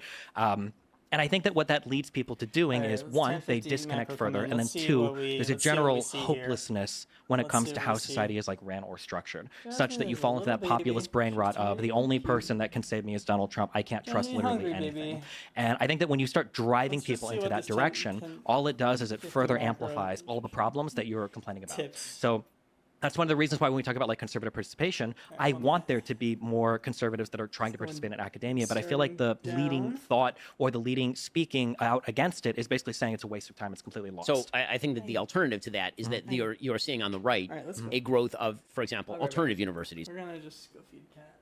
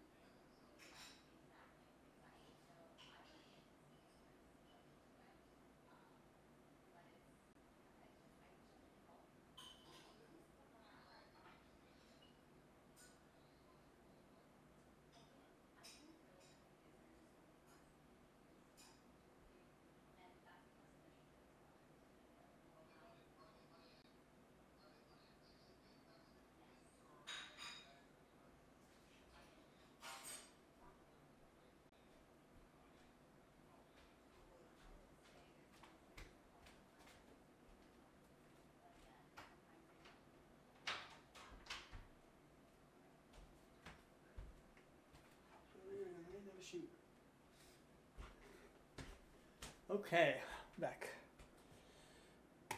Yeah, but that's the worst thing. No, I don't think so at all. I think competition is a great way of incentivizing some change on behalf of universities that may have forgotten that there's an entire other side of the aisle in the United States. No, Meaning, no shot. Think I don't about believe high. even. I don't think even you think that. so first of all, I let me make go- clear. yeah, go. I think the entire educational system at the upper levels, if you're not in STEM, is a complete scam. I Yeah. think it's a complete waste of money. Agreed. I think it's a complete waste of time, and I think that Agreed. it's all it is a formalized, very expensive sorting mechanism for people of IQ. Yeah. That's all it is. People take an SAT, you go to a good school, you take 4 years of bullshit. I know, I did it at UCLA, and then we analyze based on your degree where you should go to law school. I could have gone directly from high school to law school with maybe 1 year of training and then done 1 year of law school and been done. Okay, the reality is that this is a giant scam. And this, again, is a bipartisan agree. problem, but it's just a generalized problem. We have, you want to talk about things that hurt the lower classes in the United States? The bleeding of degrees up is so wild and crazy. There's so many jobs in the United States that should not require a college degree that we now require a college degree to do, because there was this weird idea that came over Americans where they mistook correlation for causation. They would say, oh, look, people who go to college are making more money than people who don't go to college. probably Therefore, everyone should go to college. crazy shorting Well, this right maybe the now. reason is because people who are going to college Actually, were we're better gonna, qualified like, for particular jobs because on keep it real average, not all the tight. time, but on average, a lot of those people were smarter and making more money because of that. And so all you've done 250. is you've now created these additional layers of 1050 stratification. So a macro, boys, person who used to 1050 be able to get a macro. job with a college degree now has to have a postdoc degree in order to go get that degree. A person who used to be able to just graduate high school, now it's de facto you got to go to JUCO and then you got to go to college, or nobody's even going to look at your resume. It's really, really terrible for people who can't afford all of that. It's led to this massive increase in educational cost that is inexplicable, other than this particular sort of bleed up. And by the way, federal subsidies for higher education. Well, and subsidy- Again, and- one of my problems with federal subsidies for higher Yeah. education, I'd love for everyone to be able to go to college if qualified to do so and if it is productive. But one of the things I did when I went to law school is I took loans because a bank said I was going to get my money back if I got a law degree from Harvard. But you know when you're not going to get your money back? If you're a bank, you're not going to lend to some dude who wants to major in, art theory, because is that a good bet? There's no collateral, right? If I give a loan for a house, I can go repossess the house. How do I repossess your garbage college degree from UCLA? There's no way to do that. So, one of my, so yeah, this is a broader conversation about education in general. I think the educational system is cruising for a bruising, and I think all that's necessary I for it to agree. completely collapse on the non-STEM side where you actually learn things is for people who employ to simply say, give me your SAT score and I will hire you for an apprenticeship directly out of high school. That it would cut out so much of the middleman. But as far as the general point that you're making about Yeah. the institutions, I think that's an interesting idea. I may disagree on the education and how far it's gone. In general, I agree with you. So it's in general, I agree. And I get to use my favorite longest word in the English language here. I would consider myself in many cases an anti-disestablishmentarianist. Nice. Right? See, I like to drop that. That's it, because if you're an establishmentarian, that means you like In the opposition to the disestablishmentarianism. Right. disestablishmentarianism. So I'm an anti. So Can you say that word, Dustin? That's the one we all learned growing up. Anti-disestablishmentarianism is there the you longest go. word in the So dictionary. he we is follow. also. So, but I And then think some kid in your group would say, "What about supercalifragilistic?" And then you would. What about pneumo ultramicroscopic? Or the science terms. Yeah, exactly. Or what about So- the 7,000 letter thing that's from part of biochemistry? I got my education in the Soviet Union, so we just did math. I didn't learn any of this. That's why you're a useful person. Soviet Union math was that 1 + 1, how to make that equal 3? We know long words, and he So streams what? on the internet, and I talk for a living. So anyway, yeah. but the point is that I All don't right. disagree that there is a general populist tendency on all sides of the aisle to look at the institutions and then throw them macro, overboard. though. That I think that 1050 macro. some of that is earned by people who are in positions of power at institutions who have completely undermined the faith and credibility of those institutions. I think that you have to examine institution by institutions which ones are salvageable and which ones are not. So I'm not a full anti-disestablishmentarianism. I'd be partially in that camp. There are certain institutions like higher education in the liberal arts that I think we may be better off without. And then there are certain institutions, like, say, participation in American government, where when people talk about we need a revolution, I'm like, no, we don't. All That's right. not a thing. We need an evolution. We need change. We can use the system. And but I think you have to establish, you have to look at it industry by industry, Just curious. institution by institution. On that Anyone who position on says institutions, times do you think are bad Biden or and Trump would trading save you is more? Insane. As far as the institutions, Yeah. I think the institutions in the United States at this the tiny governmental little level are wig, I robust. I just- think the that social trade was institutions are taken- failing. Yeah, but I'm just Based curious on on your let's general make a view of new institutions. high Do you think Biden or at Trump would side with you 1051. more on how you view them?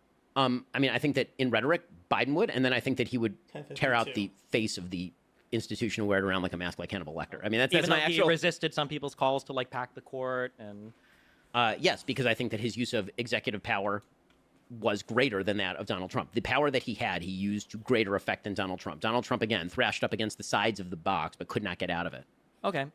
For just on a real quick, because on that answer went a lot farther than the initial question. Yeah. But yeah, just on the real quick thing, the reason why again, my main problem that I feel like we have today in society is people are getting into their own bubbles. The idea of having like conservative schools and liberal schools seems like the saddest thing in the world to me. Like I would want conservatives and liberals going to school together because I Yeah. think these people need to interact with each other more, if for no other reason than to see that the other person is not like an actual monstrous, horrible entity that wants to destroy the country. Listen, Yeah. I think a classically liberal idea for many schools would not be a bad thing. I think it would be a good thing. Yeah. I just wonder if that's salvageable. And if it's not salvageable, then the answer to that is to actually create alternative institutions. I feel like the biggest issue that we have is they sort into these different like phantom worlds to where even if you live in the same city, there are totally different worlds that exist between liberals and conservatives. And I feel like one of the big barriers to people understanding the other side sometimes it's just a there's little bit of problems as information well. or a little bit of Liberal like spaces are firsthand retarded. experience. So in terms of information, I'm sure you They saw. push normal people I out. don't know if this is a full-on study, but they were talking They about live in how this bubble. some huge percentage of students would change their mind on From the River to the Sea when you told them what From the River to the Sea What the actually river meant, was and what the right? sea was. Yeah.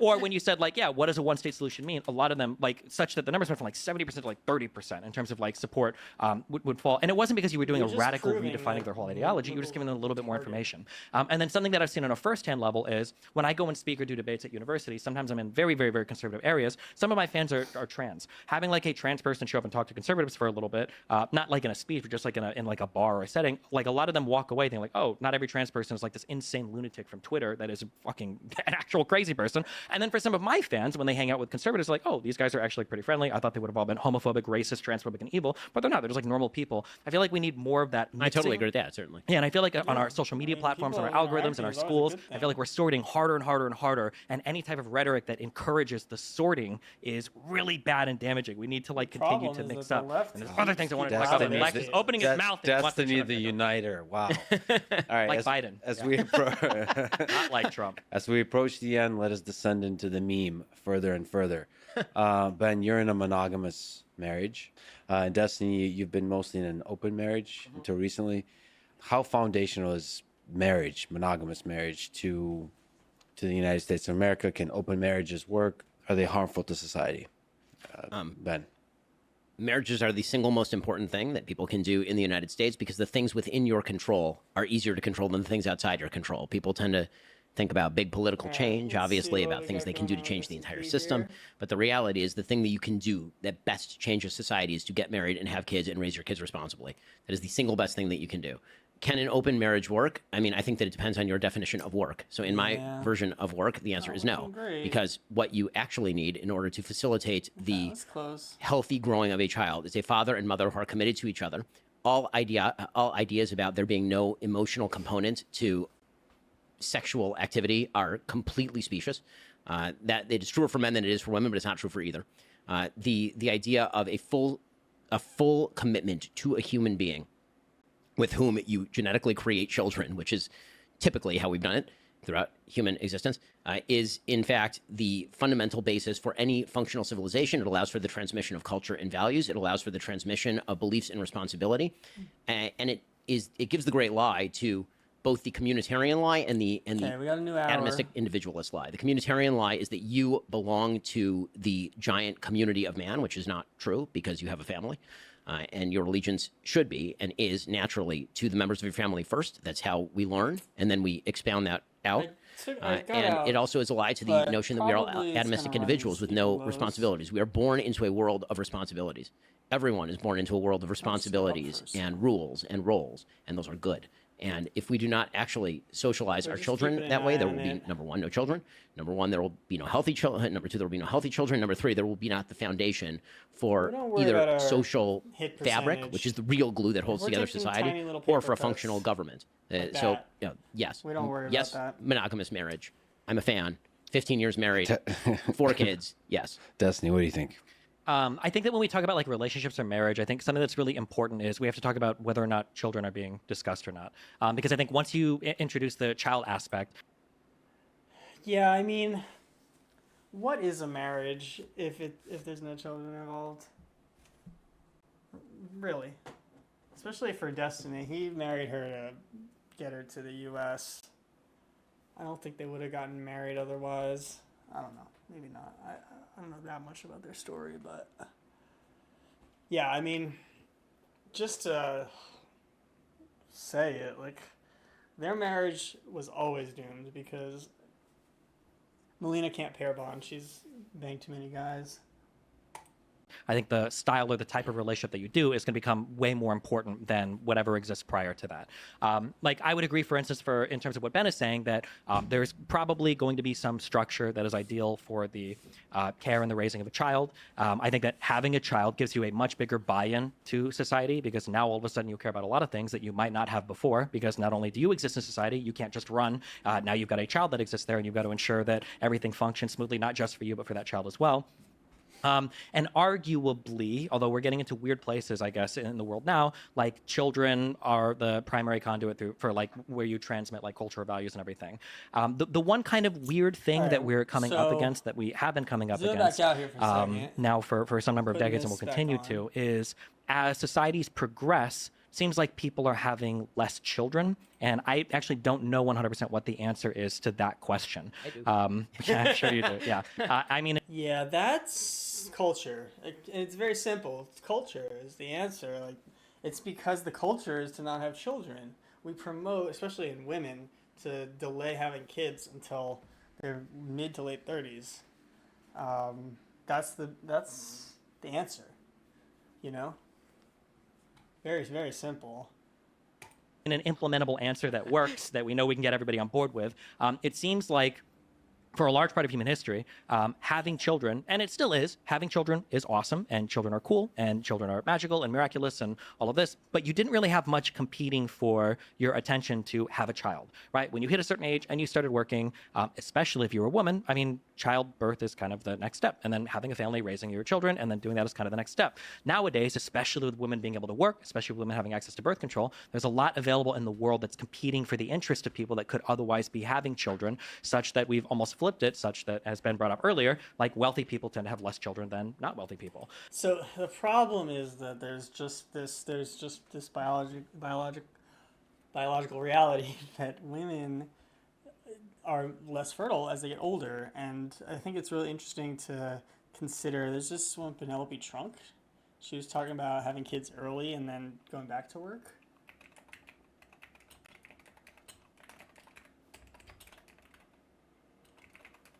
Let's see.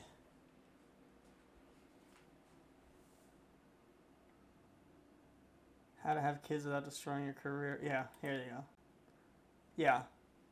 Definitely recommend this article for anyone. Get pregnant at 25 and want a high-powered career. This is what the culture should be. Right? If you want to have women in the workplace versus having only one person, you know, you should be getting pregnant at 25, having your kids, and then going back to work once they're in school. And it's a really interesting article, compelling. This is what she did, and she's very successful. I recommend you read it. But that's my opinion. That's the answer. That's how you change the culture. Or unless you're part of particular religious communities that push childbirth a lot. I don't know if I would say there exists a moral imperative on an individual to have children. I think that there's a lot of interesting arguments down that path. I don't know if we're quite at the point yet where we need to say, like, oh my God, we're running out of people, we need to have more kids. I don't think we're quite there yet, but we are seeing, weird demographic trends that are having big impacts on how countries are playing out. For instance, the fact that we have a disproportionately huge aging population that needs to be taken care of with medical expenses and everything, that vote in different ways than our younger population, and that when they die off, like the way that society is going to look is going to be a lot different. I don't actually have I'm not entirely sure what the future is going to look like in terms of pushing people to have kids when every single industrialized country, as they become more industrialized, have fewer and fewer and fewer children. Rapid fire questions. And the answer, my answer was go to church. Religion, yeah, I figured. Yeah. Well, we could talk about religion, but that's not rapid fire at all. Let me ask, this is from the internet. Does body count matter? Jesus Christ. Yeah, I mean, see, this is the thing. Like, he's gonna say it doesn't matter, and he's just wrong. It matters in both sexes. It matters in women because it breaks their ability to pair bond after they've had too many. And it matters in men because they need to get it out of their system, like the grass is always greener feeling, in order to be able to kind of settle down and be happy. You're really bringing up the red pill stuff. Are you avoiding answering? I mean, it depends on who you are. Oh, If it you're somebody that depends. doesn't care about it, it doesn't. If you're somebody that does care about it, yeah, it does, of course. Depends on the... The answer is yes. Well, the thing is that if you don't care about it, you're gonna get into a marriage with someone who has a high body count, and then it's gonna be a train wreck. Okay. Should porn be banned? No. No, If you could do it, no, we don't restrict freedom. yes. No. There is Get outta there is here. no benefit to See, pornography. this is the It's a problem. waste of is- time and destructive to the human This is soul. where I disagree. Like, Ben is he's an authoritarian. That's why he's kind of a Trump guy. And yeah, I just don't agree. I don't agree. I can't believe I'm asking this question. Is OnlyFans empowering or destructive for women? Jesus. These are rapid fire? Yeah, just you can't. I mean, it's Wow. probably empowering for the ones that are making a lot of money off it. It probably feels disempowering for others that feel affected by the cultural norms set by women that do OnlyFans. There's my rapid fire answer. No, it's destructive to even the ones who are making a lot of money, because when you degrade yourself to being just a set of human body characteristics that other people jack off to, it's bad for you and it's bad for them. Is rap music? Absolutely. Have you evolved on this? Or? Have I evolved on this? Ben this I think this came out before his song dropped, or I think it came out before his song dropped. Again, I'm going He to go to knows what's he the did definition it. of He music. did My it. original argument about rap was that music involves the following three elements: rhythm, melody, harmony. Rap typically involves maybe one of those. No, that's not there true. may be a melody, maybe There's definitely sometimes. at least So rhythm it depends and on the melody. kind of rap. With that said, I could be convinced on this issue, but listen, He's got a rap song coming out. I'm a Look at classical his violinist. I mean, face. that's how I was raised. I got a rap I song listen to coming out Beethoven next and Brahms and week. Mozart, It's gonna hit like number in the one car on with my Billboard. kids. So, is it comparable? Is it in the same category as Beethoven, Brahms, and Mozart? I have a very hard time sticking it in the Funny, same category. dude. Look at this moment. All right, you're both world-class debaters, even public intellectuals, if I can say that. Jesus. Yeah, I I'm know. going real hard here. I know. You both care about the truth. What is your process of arriving Are at we the crazy truth? shorting here? I think it's really important to... Everybody will say that they're objective and that they are nonpartisan. I think it's It's really a hard important to have market today. There's no mental denying it. safeguards for bad We opinions. didn't have our London Low So, that we're for looking instance, like a for. couple things that I'll We ask didn't go myself to it is for either. a particular debate that I'm Alright. having, like, can I That's a argue nice little convincingly both sides of the wick debate? down If I on can't, that I won't one bother there. having the debate because I realize that I'm probably too partisanly dug in if I can't even represent like an opposite argument here. Another question that you might ask yourself is like, well, what would it take to convince you out of a certain position? If you feel very strongly that Medicare for all is a good system by which to run the United States healthcare, and somebody says, well, what would it take you to convince you otherwise? If you can't even fathom, like, well, what would it take to convince me otherwise? You're probably too dug into a position. So Yeah. I think if you go through life saying like, well, I try my best to be unbiased, rather than saying I try my best to be aware of my biases, because the latter is more realistic and the former is literally impossible unless you're a computer. So I think having like actual mental practices that you engage in to try to counter some of the biases that you have is more important than trying to pretend that you're free of all biases and then consuming all your media from one source. Yeah. Ben? So, I mean, I agree with a lot of that. I think that the easiest practical guide is read a bunch of different things from a bunch of different sources, and where they cross is probably the set of facts, and then everything else is extrapolated opinion from different premises.